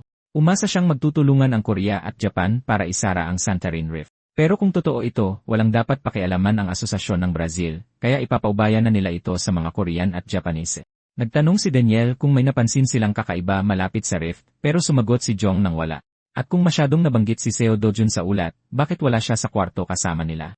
Sinabi nilang may kailangan lang asikasuhin ang hero. Nandun siya sa ospital, may bitbit na bukwet ng mga bulaklak. Sinabihan ni Seo si Takashi na huwag gumalaw at inilapit ang lynx eye sa iisang mata nito na maayos pa. Pagkatapos ay tinanong niya kung anong nangyari. Ibinulong ng lalaki na dahil sa basurang katulad niya ay nagdulot siya ng gulo sa mga Korean Guild at mga tangaraw ang mga yakuza. Mabilis na kumalat ang mga chismis tungkol sa labanan sa pagitan ng mga hero ng Korea at Japan. Binanggit ni Taiwang na laging may balita tungkol kay Seo Dojun araw-araw. Tinanong ng kanyang assistant kung totoo bang sumuko na ang Japanese Association sa pag-imbestiga, pero mukhang si Takashi mismo ang nagsabi sa kanila na huwag nang kumilos. Tiyak na may isang bagay na pilit ding iniiwasan ng Japan. Malapit na, dahil sa bagong rank hero, mayayanig ang balanse ng mundo ng mga hero. Bukas na ang operasyon para isara ang Rift sa Brazil. Nakihalubilo ang mga Korean sa mga hero mula sa buong mundo at ibinahagi ang kanilang mga plano, at isang party bago ang laban ang magsisimula na para palakasin ang kanilang loob. At walang duda, ang bida rito ay si Seo Dojun. Kumalat sa buong mundo ang usap-usapan na binugbog niya ng malala si Takashi. Pinag-uusapan ito ng lahat at hindi nagpapasikat ang bata. Tinanong ni Zhang si Hyun kung kumpara sa binatang iyon, ordinaryo lang ba sila, pero hindi nakikinig ang dalagang may purple na buhok. Kausap ni Shio si Gloria Tyler, isang American rank at ang pinakamagandang heroine sa mundo. Hinampas ng may peklat na babae ang kaibigan niya at tinanong kung bakit nakaupo lang siya roon. Naglakad palapit si Hyun na hiyang-hiya. Lumayo si Gloria, sinabing naging masaya ito, at tinawag siyang Castle. Nagtanong ang dalaga kung may English name ang bida. Ipinaliwanag ni Hyun na yon ang pangalang ginamit niya bago siya nagsimulang tawaging Dojen. Napaisip tuloy si Hyun kung tumira ba siya sa ibang bansa noong bata pa siya, at naiinis siya na hindi niya ito nabanggit kailanman. Samantala, pinapanood ni Kang ang dalawa at tinawag na tanga si Takashi, dahil hindi nito napabagsak ang lalaking iyon, kaya sa kanya mapupunta ang trabaho. Nang oras na yon sinabihan ni Hyun si Shio na mag-ingat, dahil kahit malakas pa siya, hindi laging lumalaban ng patas ang mga kalaban. Idinagdag pa niyang may malalapit na kaalyado si Takashi, pero ayaw itong marinig ng binata, dahil malamang katulad lang din sila nito, duwag at mahina, at nagmamalaki lang. Sinabi niyang hindi ito problema at direktang tumingin kay Kang. Dahil dito ay nagalit ng husto ang lalaki, na iniisip na gusto niya itong patayin gamit ang sariling mga kamay. Kinalaunan, sa pasukan ng Rift, napansin ni Zhang na kakaiba ito sa iba, maulap at madilim, pero hindi natatakot ang kanyang kasamahan. Sa bagay, may kasama silang dalawang rank hero. Kaya naghanda ang lahat para pumasok, pero nakaramdam ng kakaiba si So, at tinanong siya ni Yoon kung ano ito. Kahit si Zong ay walang kakaibang nararamdaman, pero sinabi ng bata na tumaas ang konsentrasyon ng mana. May nagtatago sa dilim, naghihintay na umabot ito ng 30%. Tinawag silang lahat ng mga insekto ng nilalang at sinabing sana ay mamatay na lang silang lahat dahil lang dito. Nagsimulang makaramdam ng sakit at masakal ang guild. Ramdam ni So na talagang kakaiba ang kalidad ng mana rito, masiksik kumpara sa Partitua Forest. Napagtanto ni Yoon na ito ang unang beses na nakita niya itong ganito ka-tense. May malalang nangyayari.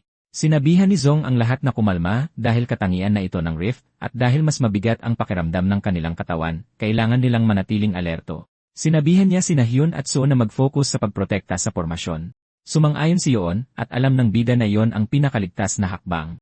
Nagdesisyon ang lahat na magpatuloy dahil ang layunin ay isara ang Rift. Habang pumapasok si Su sa Santoram Rift, may isa pang pangkat ng mga French, Korean, at Brazilian hunter na nagpapasara ng isa pang Rift sa Manas, at malupit silang inaatake ng mga Killer Bee.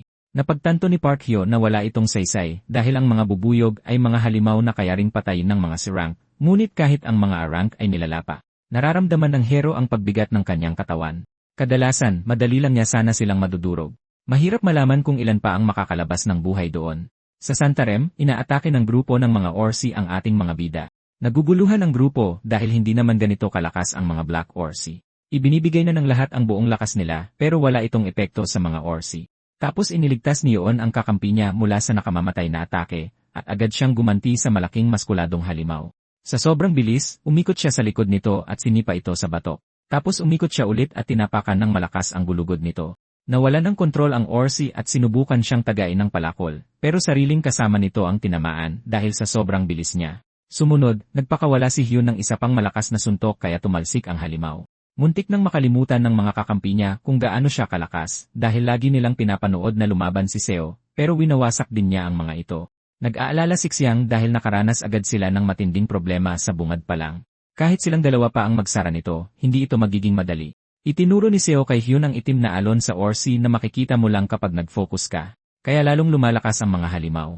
Ito ay Dark Mana. Pagkalipas ng ilang minuto, kalaban na ng ating mga bida ang ibang klase ng halimaw, ang mga Swamp Ghoul, at napakalakas din nila.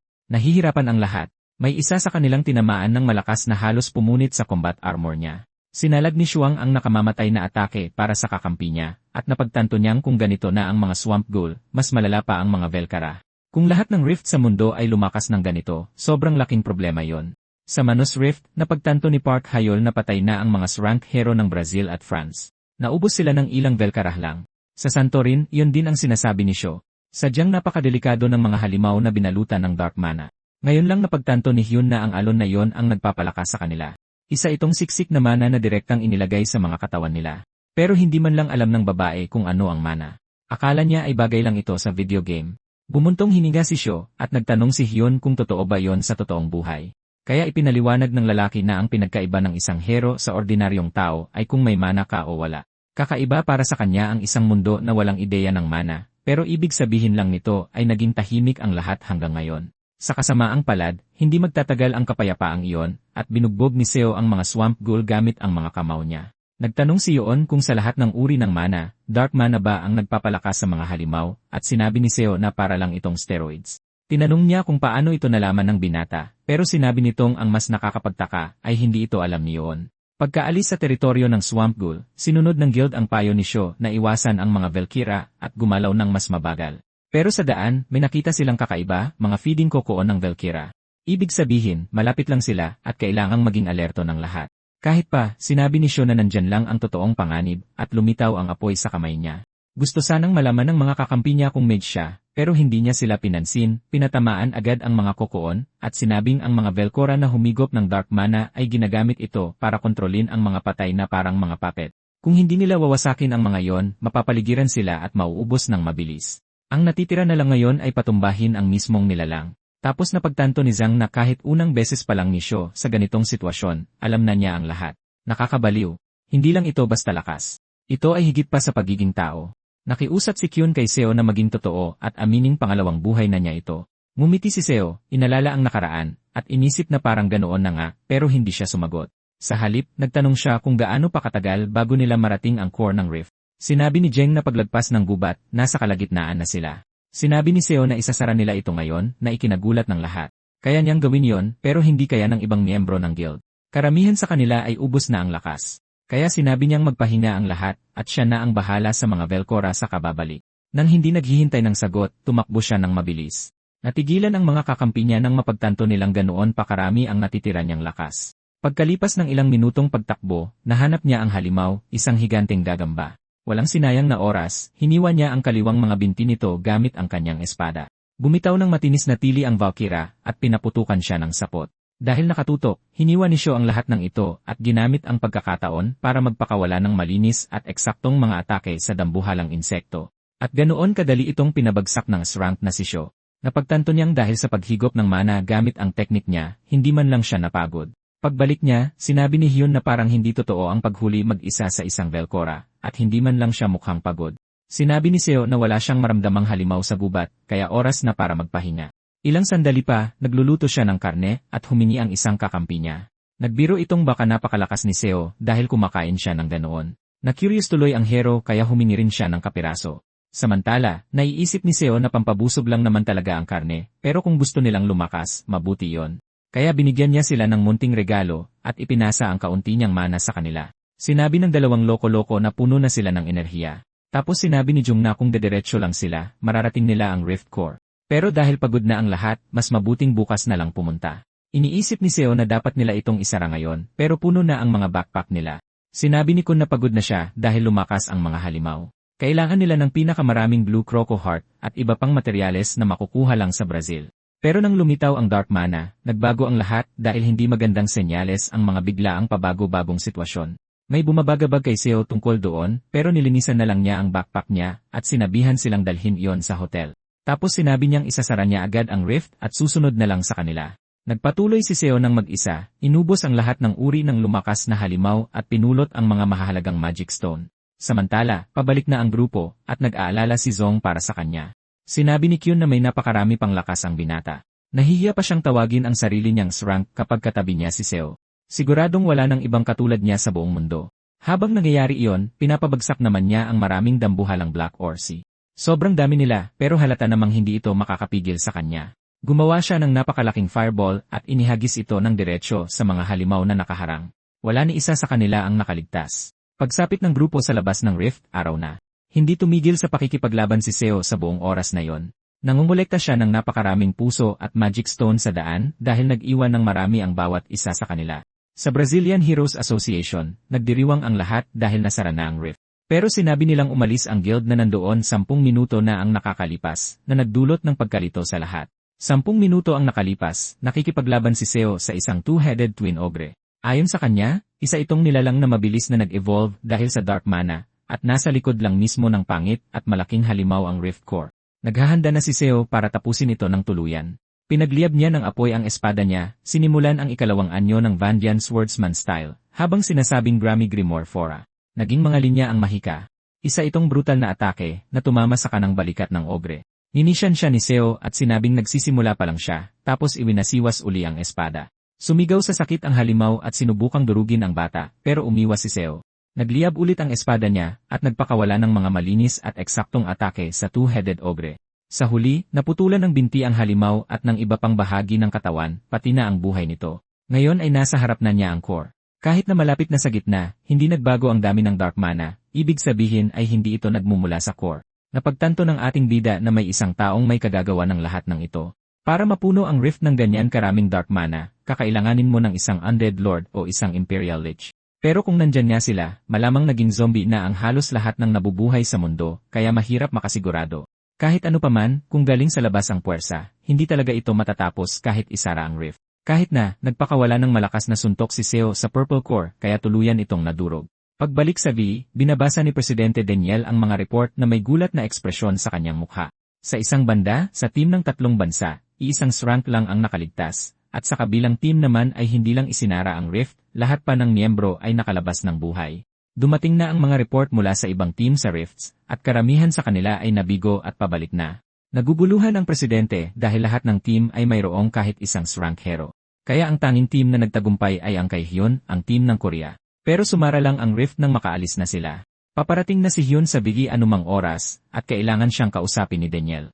Inabot ng 1 oras bago sila makarating sa V ng Brazil pagkaalis nila sa rift. Sa oras na yon, naisara na ni Seo ang una at pumasok na sa pangalawa, at napagtanto niyang nasa ilalim ng tubig ang core nito. Samantala, kinukwento ni Hyun ang lahat sa Presidente, at hindi siya makapaniwala.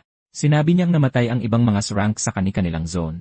Pinaliwanag niyang kung hindi dahil kay Seo, patay na rin sana siya. Ayaw paniwalaan ng lalaki na lumakas ang mga halimaw dahil sa Dark Mana na ito at nagkaroon ng sapat na kapangyarihan para talunin ang mga Srank hero.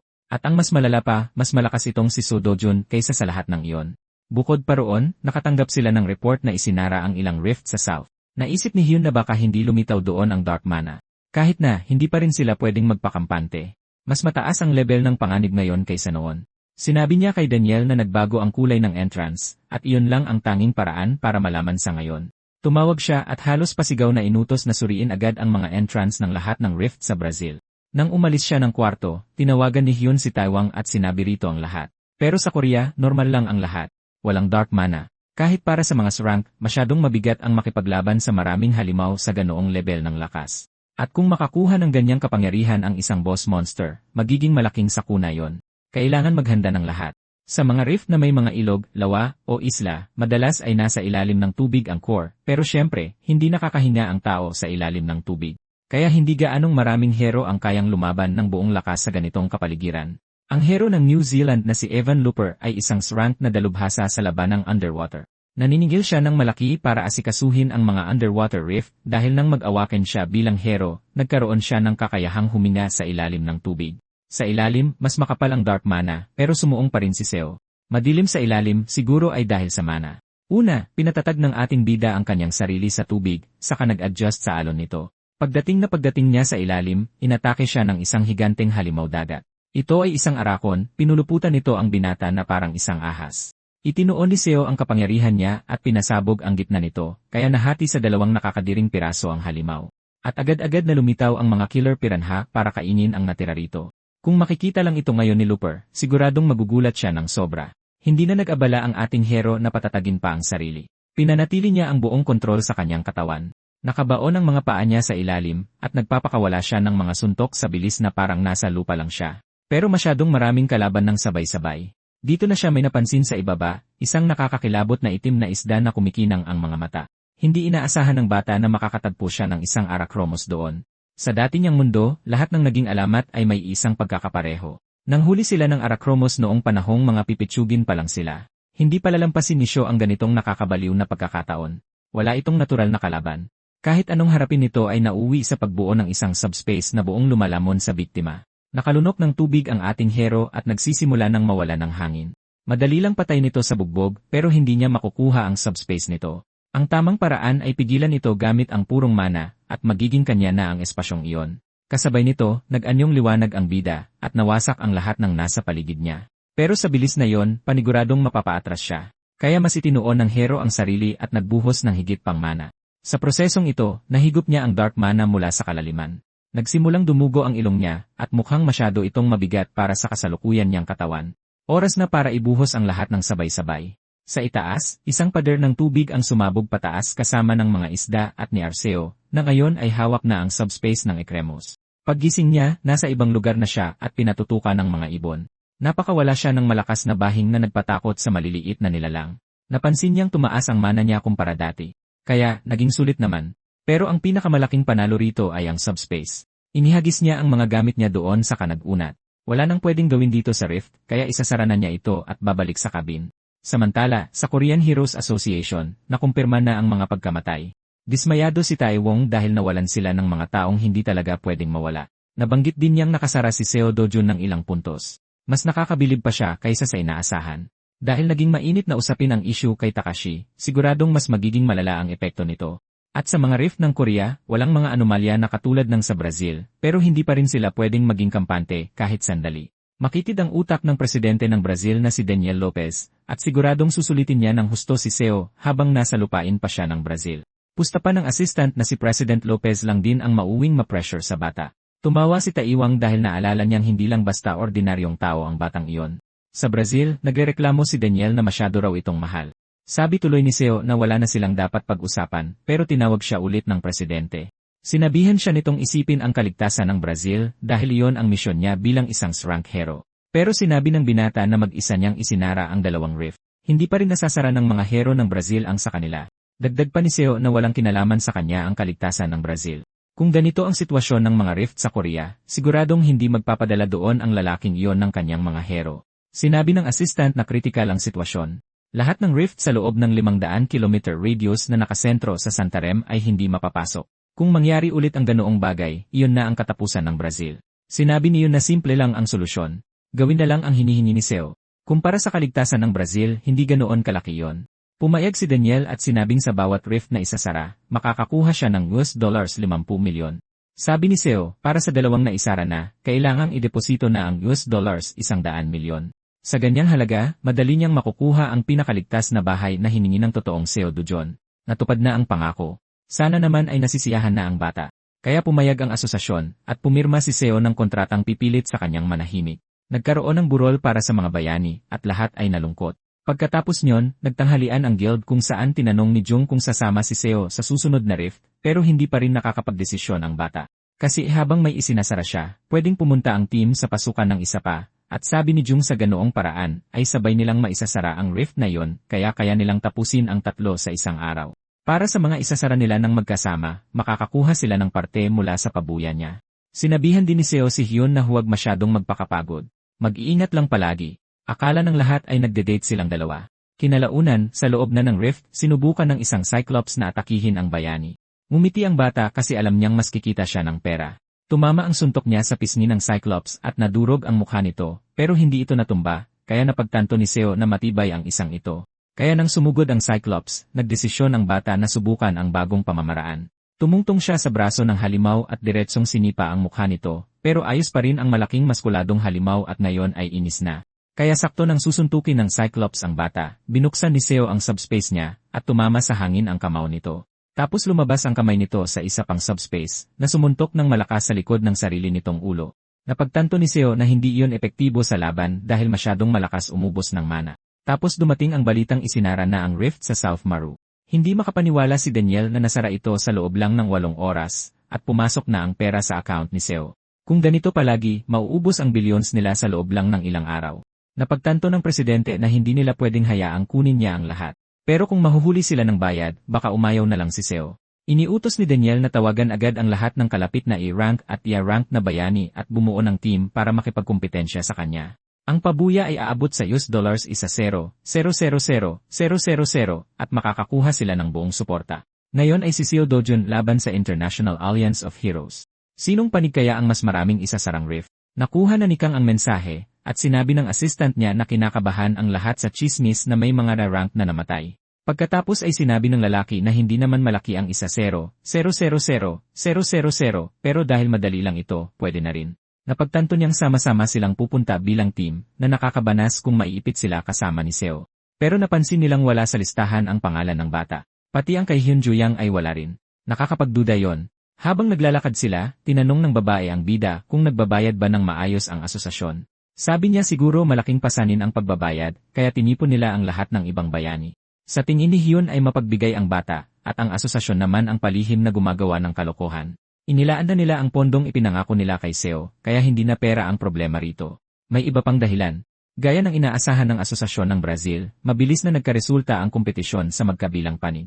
Pagsapit ng 3:00 ng hapon, isinara ni Seo at ng Silk Flower Guild ang Rift EO35. Pagsapit ng 5:00 na dice ng hapon, isinara ng Hero Alliance ang Rift CO12. Isang La-rank at 5 A-rank ang nagtamo ng magaang sugat, at 2 A-rank naman ang malubhang na sugatan. Pagsapit ng 9:50 ng gabi, isinara ng mag-isa ni Seo ang Rift 037. At sa bilis ng pangyayari, ilang araw ang lumipas at nangitim na ang ilalim ng mga mata ng lahat sa asosasyon. Mabilis na naisasara ang mga Dark Mana Rift, pero napapabayaan naman ang mga normal. 24 oras na nagbabantay ang mga ahente, pero anumang oras ay maaaring may mangyari. At bigla na lang, may ginawa rin sa wakas sina Seo Dojun at ang mga bayani. Naisara na ang Rift EI041 at sa wakas ay tapos na. Sinabi ng assistant kay Daniel na sarado na ang bawat rift na nasa loob ng 500 kilometrong radius ng Santarem. Naisara na ang lahat ng Dark Mana, pero may ilang normal pa na kaya namang asikasuhin sa loob ng isang araw. Magkakaroon ng party para sa mga bayani at ahenteng nagpakahirap ng husto. Pagkatapos ay nilapitan ni Zhang ang presidente para magpaalam dahil babalik na sila sa Korea. Sabi ni Daniel ay marami pang rift. Dapat nilang tapusin ang operasyon. Sabi nila, mula pa sa simula ay nakatalaga na ang team nila sa Santarem. Kailangan na nilang umuwi ngayon. Giit ng presidente na kahit sana si Siman lang ang maiwan, at humiling itong makausap ang bata ng masinsinan. Sabi ni Yoon na kumita na ng malaki ang bata at nakakuha ng maraming materyales, kaya dapat na lang siyang umalis. Pero baka gusto lang ng babae na manatiling malapit kay Se. Tumigil ang bata sa pakikipag-usap kay Daniel at pinuntahan ang puting soro. Tapos nagpumilit si Jong kay Yoon na tingnan kung naglalandian sila. Narinig ng babaeng may kulay ube na buhok na sinasabihan ng babae si Castle na pag-isipang mabuti dahil maganda itong oportunidad para sa kanya. Nagsimulang mag-alala ang bayani na baka tinawag siya nito para aluking tumira kasama niya. Sabi ni Gloria na hihintayin niya ang sagot nito at sabi naman ni Sen na pag-iisipan niya. Napansin ni Hume na sobrang ganda ng babae pero ganoon pa rin ang ekspresyon ng bata. Baka bawg ang lalaking to. Bumalik si Se at hiniling kay Gloria na imbitahan siya sa gold market. Alam ni Hyun na taunang auction ito para sa mga mayayaman na ginaganap sa Las Vegas, pero hindi niya maintindihan kung bakit gustong pumunta ng bata. Pero ang kondisyon daw ng babae ay dapat siyang pumunta sa bahay nito isang linggo bago mangyari yon. Halos mabaliw ang babae dahil sa selos. Sabi ni Gloria ay maaari niya itong pag-isipan at ipinadala sa kanya ang na imbitasyon. Tapos lumapit si Kang at nagsalita tungkol sa kung paanong nasa mga kamay ni si pareho ang seksing Koreana at Amerikanang babae. Alam niyo na naghahanap ng gulo ang lalaki. Tumawa ng malakas ang lalaki para agawin ang atensyon ng lahat, tapos sinabing wala siyang masamang binabalak. Gusto lang niyang magpakilala ng kaibigan, at iyon ay si Takashi, na sa hindi malamang dahilan ay nakalabas na sa ospital. Hindi inimbita ni Daniel ang hapon dahil sa mga ganitong bagay. Sabi ni Si na mukhang ayos na ito, at sabi naman ni Takashi ay nagkaroon siya ng mahalagang karanasan dahil sa pasaway na iyon. Dahil kinakabahan, sinabi ng presidente na gumaling na ang bayani. Hindi niya inakalang makakabawi pa ang lalaki, kaya hindi niya na ito inimbita. At sinabi niyang may komportableng sofa doon para makaupo ito at makapag-usap silang dalawa ng maayos. Sobrang napikon si Kang sa nangyari. Hindi naging matagumpay ang kanyang maingat na plano. Sabi ng lalaki na dapat talagang magpahinga ni Takashi dahil malamang masakit pa ang mga sugat na natamo nito mula kay Sis. Tinanong pa niya kung nakatanggap ba ng tawad si Takashi. Tapos tinanong ni Sis kay Takashi kung mga basura ba ang Yakuza. Hindi makapaniwala ang lalaki na sinabi talaga yon ng bata. Dahil sobrang tapang, inulit ito ng bata at idinagdag pang wala naman silang naiambag sa lipunan. Mukhang susugurin siya ni Takashi, at sinubukan itong pigilan ni Kang, pero tinitigan lang siya ng hapon na may nanlilisik na tingin. Nagplay siya ng voice recording. Galing ito sa isang taong nagsasabing may isang partikular na individual sa Brazil na kailangang patayin. Si Siu Dojin. Kailangan lang nilang asikasuhin ang bata sa loob ng reef. At saka, dahil nasa Brazil sila, masarap sigurong pumarada ng mga sexy. Gusto ng lalaking samantalahin ang pagkakataon na dumiskarte kay Gloria o kay Hyun Joyon dahil mukha itong hindi pa nagkakanobyo. Hindi inakala ni Seo na ganoon kaepektibo ang mata ni Dawena. Maling kalaban ang pinili ni Kang Yongpyo. Mula ngayon, unti-unti siyang magdurusa hanggang sa hilingin niyang nasa loob na lang siya ng kabaong. Sinabi ng lalaki na sinira ng Yakuza na yon ang lahat at binigyan niya ito ng solidong suntok sa tiyan na malamang nagpatumba sa kanya. Tumakbo ng mabilis si Kang at inutusan sila ni Daniel na habulin siya. Sumigaw si Yoon na dapat siyang hulihin ni Seo pero hindi man lang gumalaw ang bata. Kaya sana niyang pigilan ang lahat ng ito. Isang ayong gabi ng kagulat-gulat na pangyayari. Mabilis na kumalat ang insidente sa buong mundo at matinding tinamaan ang Korea at Japan. Parehong nanahimik ang Hero Associations habang nagkalkal ang media ng kung ano-anong kwento tungkol kina Kang at Takashi at syempre hindi talaga natutuwa si Hong. Matapos wasakin ang buong bahay tulad ng isang galit na mayamang babae, tinanong niya kung anong nangyari kay Kang Yongpyo. Sinabi ng kalbong lalaki na pinaghahanap siya ng Interpol at ng World Hero Alliance, pero mukhang hindi pa rin siya nahuhuli. Balisa si Hong at umaasang mamatay ang lalaki sa paglaban. Tapos ay nagtanong siya tungkol sa anumang naiwang ebidensya, pero naasikaso na ang mga yon. May bumabagabag sa kanya, at nasa teleponong iyon yon dahil personal ito, at pamilya niya lang ang may alam ng numero. Pero may bago itong text. Galing kay Kang, sinasabing makipagtulungan siya, kundi ay ilalabas nito ang mga ebidensya. Sumigaw siya na isang malaking sakuna ang madawit kay Yongpyo, at binato niya ng plorera ang kalbong lalaki dahil sa pagiging mabagal nito.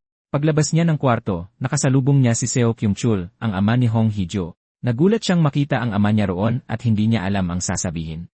Pagkatapos ay agad siyang sinampal sa mukha. Tinanong niya kung iniisip ni Hong na ang kanyang ama ay isang matandang nabubulok na lang, at sinampal siyang muli para tumatak ito sa isip niya. Tinanong ni Kyung-chul kung inakala ba talaga niyang hindi niya malalaman. Inutusan niyang patayin ni Kyung si Seo Tujin. Ang kanilang dugo ay nagbunga ng isang rank hero. Gustong-gusto ng matanda na umuwi ang bata. Hindi niya matiis na panooring lumalago ang karibal niyang grupo dahil kay Jang Sung-ko, pero ngayon ay may pagkakataon na rin siya. Pero bago ang lahat, kailangan muna nilang pagdesisyonan kung paano niya lilinisin ang kalat na ginawa niya. Habang nagkakagulo ang lahat sa paligid ni Kang Hyung-kyo, bumalik naman ang grupo ni So sa Korea. Kumita ng malaki ang bata at hawak na niya ang mga materyales para sa espada. Pero may isang bagay na pinagtataka si Hyun. Sinadya ba ng bata na patakasin si Kang? Nakangiti, sumagot ng ang bida, at iyon daw ang magdadala sa kanila sa susunod na hakbang. Sa Seoul, nilalamon ng kanyang nakababatang kapatid ang mga Berger. Dahil pag-uwi niya at pagkakita sa kanyang pamilya, nagulat siya. Sobrang sama ng kalusugan ng kanyang lola. Hindi niya ito dinala sa ospital o sinabihan ang kanyang kuya dahil isa lang siyang bata. Ang perang nakuha ni So ay nagmula sa pagbubuwis ng kanyang buhay, kaya hindi hahayaan ng lola na gastusin lang ito niyon ng basta-basta. Ipinaliwanag ni So na hindi pag-aaksaya ng pera ang pagpunta sa ospital kapag may sakit. Ibinulong niya sa matanda na pumunta siya sa Brazil at kumita ng malaki, kaya alagaan niya ito. Habang nasa ospital ang kanyang lola, araw-araw nila itong binisita at kumakain ng burger pagkatapos. At ng araw ding iyon, pinuntahan ni So ang panday, na pumuri sa kanya dahil nasa perpektong kondisyon ang puso ng Blue Croco. Kaya mas maganda ang kalalabasan ng espada. Aabutin ito ng 3 linggo at agad namang magsisimula ang lalaki. Gusto pang humiling ng hero ng isa pang bagay bukod sa espada. Nilabas niya ang Velcora silk mula sa kanyang backpack kasama ang isang bag ng lason. Kailangang gawan ito ng panday ng baluti, pero nakasukat para sa kanyang nakababatang kapatid. Nakakabaliw ang depensa ng Velcora silk armor, at maraming hero ang gustong magkaroon nito. Kaya tinanong ng panday kung isa bang hero ang kanyang kapatid, pero gusto ni So na magmukha itong ordinaryong damit. Hindi ito para sa laban. Pero sinabi ng matanda na mabilis lumaki ang mga bata, kaya masusuot niya lang ito ng hanggang 2 taon. Tapos ay nilabas ni So ang isang maliit na bote ng berdeng likido mula sa kanyang backpack. Ito ay katas ng talapu. Kung ihahalo ito sa mga materyales ng tela, magiging banatin ito. Ang talapu ay isang napakakaraniwang plant-type monster. Hindi man lang ito alam ng matanda at tinanong kung saan natutunan ng bata ang lahat ng ito. Sinabi ni So na ito ang pangalawa niyang buhay. Matapos iyon, isang misteryosong tao ang naglalakad sa lungsod. Pumasok siya sa isang underground cave at sinabing sigurado siyang may magandang panlasa ang may-ari. Nandito siya para makipagkita at gusto niyang manatiling palihim ang mga bagay-bagay. Ang lalaking may salamin ay si Park Seung-wook, 52, isang dating executive secretary na ngayon ay nagtatrabaho ng freelance. Nandoon siya para makipagkita kay So Do-jin at agad niyang sinabi na laman ng balita ang bata. Nakuha ni So ang impormasyon niya mula kay Hyun Jo-lee na nagsabing tinutulungan ni Park ang mga hero kapag may gusto silang ipagawa ng palihim. Sinabi ni Park na kaya niyang gawin ang kahit ano basta hindi iligal bago nag-order ng espresso. Sinabi ni So na gusto niyang magpatayo ng bahay, kaya naisip agad ni Park na hindi ito magiging isang ordinaryong bahay lang. Ipinaliwanag ni So na kailangan itong maging pinakaligtas na bahay sa buong mundo, na nasa Seoul, na may budget na 500 milyon, 000 won. Naibuga ni Park ang kape niya sa bata, kaya tinanong ni So kung ngayon lang ba siya nakahawak ng ganyang kalaking budget. Sinabi ni Park na sa ganyang halaga, hindi yan isang bahay. Isa itong kastilyo na nakapukaw sa interes ni So. Kaya nag-alok si So ng mas malaki pang budget, 1,000,000, 000 won. Tinanong ni Park kung alam ba ni So kung ano ang pinakaligtas na bahay sa Korea ngayon. Nahulaan ni So na iyon ang bahay ni Presidente O Young-yeon sa Gangnam, at tama siya. Nagkakahalaga ito ng isa-isa 0,000, 000 won, at ang lupa pa lang ay siguro nasa 80 milyon, 000 na. Kaya siguradong makakagawa si So ng isang matinding bagay. Pero hindi na ito makatotohanan sa Gangnam, dahil hindi ka na makakabili ng lupa roon gawa ng hindi pa kailanman nagkaroon ng rift doon. Kaya, pwede mong ipatayo ang pinakamagandang bahay, pero hindi sa pinakaligtas na lugar. Pero sinabi ni So na hindi ang Gangnam ang pinakaligtas na lugar. Tanging ang mga taong nakatira roon ang nagsasabi niyan. Isa lang itong ilusyon na ginawa ng media. Swerte lang na walang nangyayari roon. Kahit sa wasak na mundo kung saan magkaiba ang mga panuntunan, may mga rift na nagaganap kahit saan. Gusto ni Seo ng lupa sa Guro District, pero sinabi ni Park na nagkaroon ng rift doon ilang taon na ang nakakaraan, at nagkaroon din sa Mapo kamakailan. Pero gusto lang ni Seo sa Guro dahil malapit ito. Pagkatapos ay nakita natin ang nakapangingilabot na pulang rift na ito. Isang naguguluhang dragon ang lumabas, at agad itong kinatay ni Seo Do-jun pagkatapos. Mas maganda ang bago niyang espada kaysa sa inasahan niya. Kumpiyansang sinabi ng panday na iyon ang pinakamagandang nagawa niya, at hindi siya maningil dahil dinala ni Seo ang lahat ng materyales. Pero nagpadala na rin ng pera si Seo, may kabuuan na 1,000,000, 000, dahil ayaw niyang nagkakautang na loob. Ang totoo, mas higit pa sa 100,000,000, 000 ang halaga ng espada. Siguradong magiging napakadali na ng paghunting ngayon. Matapos makipagkita kay Park Seung-wook at mapagdesisyonan ang tungkol sa bahay, inilaan ni Seo ang ilang linggo sa paghunting sa mga rift. Habang naglalakad kasama ang kapatid niya, sinabi nito na mabuti at makakalabas na si Lola ng ospital sa ilang araw, at nagreklamo na masyadong abala ang kanyang kuya kamakailan. Pero may biglang lalaking nagsabi, "Pwes, hindi niyo na kailangang bisitahin ang matanda araw-araw." Ipinadala ang lalaki ni Seo Gyeong Chayol, at kailangan niyang isakay ang bata sa kotse. Sinabihan ni Seo si Eun Yaong na ipikit ang mga mata nito, at diretsyo sa junk shop ang babagsakan ng kotse ng lalaking iyon. Sinabihan siya ni Seo na lumayas at huwag nang babalik. Pinaliwanag ni Seo sa kapatid niya na pilit silang pinaghihiwalay ng lalaki, at nagtanong ang bata kung pwede rin niya yon gawin kapag may sumubok ulit na paghiwalayin sila. Pero wala siyang dapat ipag-alala dahil ang nakababata niyang kapatid ang bahala at papatayin nito ang lahat. Magkasamang naghahapunan sina Jung at Hyun, pinag-uusapan ang bahay na bibilhin ng kaibigan nila. Sinabi ni Hyun sa babaeng may purple na buhok na kailangan niyang lumipat palapit sa binata, at nag-umpisa ng mapraning si Hyun na baka agawin ni Gloria ang kanyang lalaki. Tapos ay sinabi ni Jung na gusto rin niyang lumipat malapit kay Seo. Inakala ni Hyun na nagbibiro siya, pero hindi. Hindi lang dahil sa iniisip ni Hyun. Ito ay para sa ikabubuti ng guild at para palakasin pa ito. Ibang level na si Seo kumpara sa mga SRANK. Matalinong hakbang na magkaroon ng guild office malapit sa bahay ng lahat, kaya napagdesisyonan ang dalawa na maging kapitbahay ng bida. Pagbalik sa V, sinabi ni Tai Wong na isinara ng bata ang siyam na gate sa loob ng 2 linggo. Dahil hindi rin biro ang ibabayad sa kanya, pinatawag siya ng matanda para alamin kung anong nangyayari. Ang hula niya ay iniisip ng bata na magiging mapanganib din ang Korea tulad ng Brazil. Dahil dyan, binayaran si Seo ng higit sa 45,000,000. Pero sinabi lang ng lalaki na dahil nasa harapan niya lang ito, at kailangan niya ng pera para magpatayo ng bahay. At may tanong din siya tungkol sa konstruksyon. Dahil pagkatapos ng araw na yon, sunod-sunod ang naging bilihan ng lupa sa paligid niya. Una, sina Yeon at Zeng, tapos si Tai Wong at ang mga miyembro ng guild. At hindi nagtagal, nakisali na rin ang ilang bayani at mga negosyante. Samantala, sinasabi pa rin ni Kai Wong na hindi nagsisinungaling ang dugo. Nalaman ng matanda ang tungkol sa pagbili niya at ipinabili sa kanila ang lahat ng lupa sa paligid. Patuloy na kumalat ng kumalat ang mga usap-usapan kaya dumami ang bumili at tumaas ang presyo. Pero mabuti na lang at nakuha na ni Seo ang pwesto niya. Ang nakakapagtaka ay masyadong maliit ang bahay para sa ganoon kalaking lupa. Malamang, ang sobrang espasyo ay para gawing ligtas ang lugar, isang bilugang istruktura na may pader sa labas. Sa ganoong paraan, mabilis itong maitatayo, at si Taiwang na ang bahala sa mga papel. Sunod niyan, nasa loob na ng gate ang bida natin, at binuksan ni Taiwang ang tungkol sa hiling ni Seho na magpaamo ng mga halimaw, na lubos na ikinabigla niya, dahil wala pang nakakagawa nito noon. Pero binigyan siya ng matanda ng pahintulot na mag-alaga ng mga halimaw sa lupa niya. Ang pinakalokong parte ay gusto ng bata na mag-alaga ng mga kasirian, at kasalukuyan na siyang nanghuhuli ng isa. Pagkalipas ng 1 oras, halos wasak at pagod na ang halimaw. Hinaplos ito ni Seho at sinabing babalik siya mamaya. Maagang maaga, tinawagan ni Seho si Hyun para humingi ng pabor. Gusto niyang malaman kung nagbebenta ang lalaki ng pinulbos na magic stone, pero sinabi ng babae na nawawala ang enerhiya nito kapag naging pulbos. Sa harap ng gate, sinabi ng bida natin na kailangan niya ito, pero dagsa pa rin ang tanong ng babaeng may violet na buhok. Samantala, itinatayo na nila ang pader sa paligid ng bahay. Ang mga gwardiya na magbabantay sa loob ay papapasukin kapag patapos na ang konstruksyon, at mayroon ding kagamitan para pigilan ang mga pagyanig mula sa labas, tulad ng lindol. Para magawa iyon, kakailanganin ng bida natin ng pulbos ng magic stone, kaya nakikipaglaban siya sa isang malaking cyclops. Gamit ang kanyang subspace at ang baliw niyang espada, inaktiba niya ang ikatlong porma ng espada ng pamilya Bandian, ang Spirak Freito, katasot na nagpapula sa kanyang talim. Isa itong spiral ng pagkawasak na nakatago sa loob ng liwanag na yon. Hindi pa nakakakita ang Cyclops ng ganitong bagay gamit ang nag-iisa nitong mata.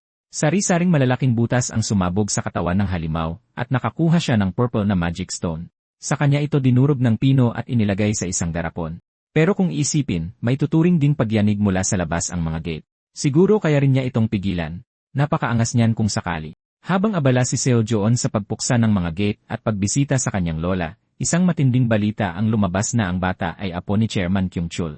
Iyon ang plano ng matanda. Ngayon ay makikita na ng lahat na apo niya si Seo. Sabi ng mga tao na kutob na nilang may mali.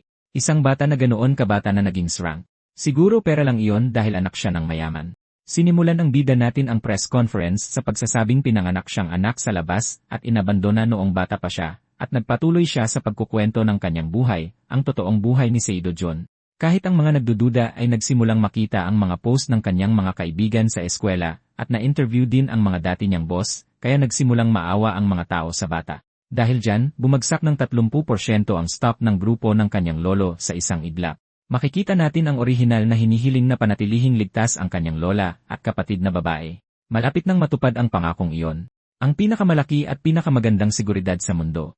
Halos ayos na ang lahat pero nandyan pa rin si Kang.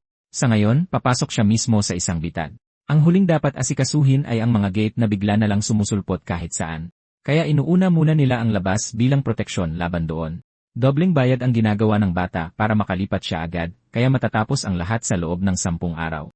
At nilinaw ni Seo, walang pwedeng pumasok ngayong gabi. Ihinagis niya ang lahat ng naipon niyang magic stone sa kanyang subspace. Ginawa ang matinding ritual na ito, habang isinasaboy ang mga bato sa paligid ng kanyang lupa at gumawa ng malaking umiilaw na simbolo sa lupa.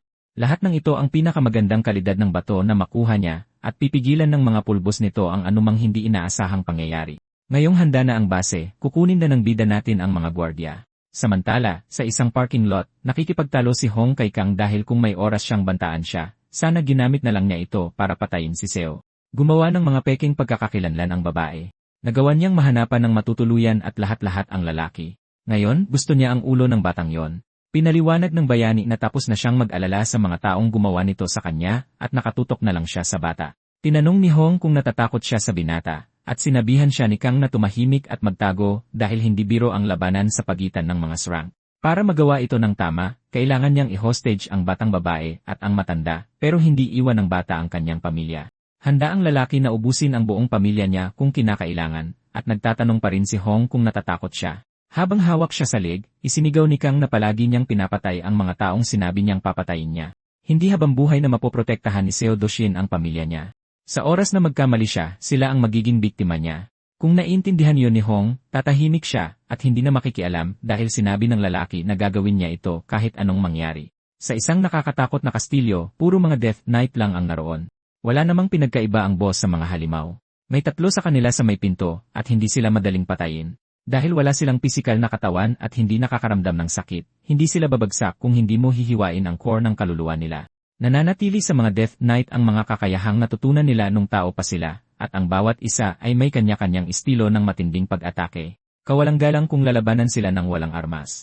Ito ang unang totoong matinding laban para sa ating bida. Pero halata namang gustong-gusto ng Sword God ang labanan gamit ang espada. May hawak na siyang espada simula nang matuto siyang maglakad. Gagamitin ni Cao Dojun ang mga lihim na teknik ng pamilya Bandayan, at nang hindi gumagamit ng anumang iba pang martial arts, ubusin niya sila rito gamit lamang ang kanyang nakakabaliw na husay sa espada. Nakakatuwa ang maliit na hamon na itinakda niya para sa kanyang sarili. Ngayon ay isa na lang ang natitirang Death Knight mula sa mga karaniwan. Alam ng bata na may isang mas malakas dito. Kahit pa nadismaya siya rito. Isa lang itong elite na sumusugod gamit ang lahat ng kaya niya. Halata ang pagkakaiba kung gaano katalim ang kanyang espada. Talagang nag-enjoy ang bida natin sa labanang ito. Maganda ang mga atake, malinis, eksakto, at uhaw sa dugo, at ang isang iyon ay magiging gwardiya ni Sao Shtojun. Nakakuha siya ng 5 elite na gwardiya sa loob ng 2 araw, at sapat na yon sa ngayon. Kailangan niya lang ng isang tagabantay. Galit na galit si Kasarian sa taong ito, at pinalalayas siya sa pugad nito, pero wala rito si Saush para makipaglaro ngayon. Sa inis, tinawag siya ng halimaw na isang mayabang na bata, pero sa kanito napagtanto na nasa ibang antas pala ang taong ito. Napakalakas niya. Makalipas ang ilang saglit, nakasakay na ang bata kay Kasarian, palabas ng gate. Naguluhan ang halimaw dahil naroon ang kanyang teritoryo, pero wala siyang magagawa. Sa labas ng kalsada, nanginginig sa takot ang mga tao nang makita si Kasarian na lumilipad sa itaas. Sinabihan ni Sosh ang nilalang na mag-ingat at huwag bumangga sa mga gusali. Mukhang magre-rebelde ito dahil nakakahiya ang sitwasyong ito. Kaya nagpakawala ito ng isang atungal na muntik nang makabasag sa mga airdrome ng mga sibilyan. Sinabihan ng bida natin ang halimaw na tigilan ang pananakot sa mga nakatira rito at lumipad ng tahimik hanggang sa lumipad sila patawid ng Mariana Islands sa Pacific Ocean hanggang sa marating nila ang mga nakabukas na reef. Kung may magbubukas sa isang malayong isla at nagpatuloy ang mga alon, magiging lungga ng mga demonyo ang lugar, eksakto tulad nito. Pagkatapos ay sinabihan ni Soje si Kesarian na patayin ang lahat doon sa kahit anong paraan na gusto nito. Nagsimula ang isang matinding labanan sa pagitan ng mga higante at halimaw, at lahat ng magic stone ay napunta sa matalinong bata. Palagi na niya itong isasama sa paglalakad sa labas. Makalipas ang ilang sandali, tapos na ang bahay ni Seo Dojin. May isang basement at 3 palapag na may pinakamagandang tech systems. Sabi ni Lola ay hindi raw ito bahay, kundi isang palasyo, at nagtanong kung ano ba yung natutulog sa bakuran. Kaya sinabi ni Seo na parang nag-aalaga lang sila ng manok sa bukid. Sinabihan ng binata ang nakababata niyang kapatid na pwede niyang paglaruan ang kahit anong gusto niya sa bagong bahay. Pagkatapos ay sinabi ni Hyun na may nakakakilabot na enerhiya sa basement at tinanong kung may inaalagaan ba siyang iba bukod kay Kisirion. Pero nilinaw ng binata na hindi ito mapanganib at pinasalamatan niya ito sa pag-aalaga sa pamilya niya habang wala siya kaya inaya niya itong maghapunan sa weekend. Para sana sa kanilang dalawa lang. Kaso nung weekend na yon, plano na pala nilang pumunta sa amusement park kasama si Yun Yang. Masyadong nakatutok ang binata sa pangangaso kaya nakalimutan niya, kaya nagtanong si Hyun kung pwede siyang sumama. Habang naglalakad sila sa parke, nagbubulungan ang mga tao tungkol sa 2 magkasamang srang. Sobrang nag-enjoy sila sa lahat ng rides. Sa pagtatapos ng araw, pinasalamatan ni Seo si Hyun sa palaging pag-aalaga sa kanyang pamilya at hiniling na ipagpatuloy niya ito. Parang inaya na rin siyang tumira kasama nila. Sa loob ng sasakyan pa uwi, nakaramdam si Seo ng matinding killing intent at alam niya agad kung sino yon. Bantayan muna ni Hyun ang bata habang inaasikaso niya ito. Tumalo ng bida mula sa isang gusali patungo sa isa pa hanggang sa makarating siya sa kanyang bahay. Sa kasamaang palad, nasa loob na si Kang, nakikipaglaban kay Kisirion at sa mga Death Knights. Inakala ni Seo na maghihintay ang lalaki na makaalis silang dalawa bago habulin si Lola. Nasa alanganin ang kalaban at ngayon lang napansin na nandyan na ang binata. Bukod sa pagkasuntok sa mukha, inasar pa siya ng bida dahil hindi ito umiwas. Pagkatapos ay nasipa pa siya sa sikmura. Sa wakas, napagtanto ni Kang na nakakabaliw ang antas ni Seo kahit pareho silang strang.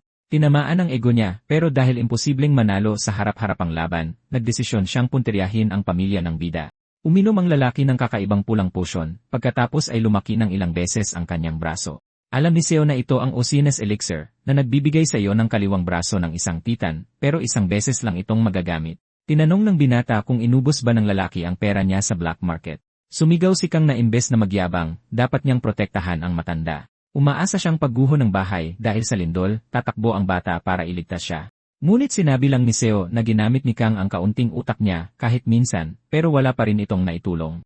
Nabanggit niya ang Magic Stone Dust na sumisipsip ng impact, kaya ligtas na ligtas si Lola.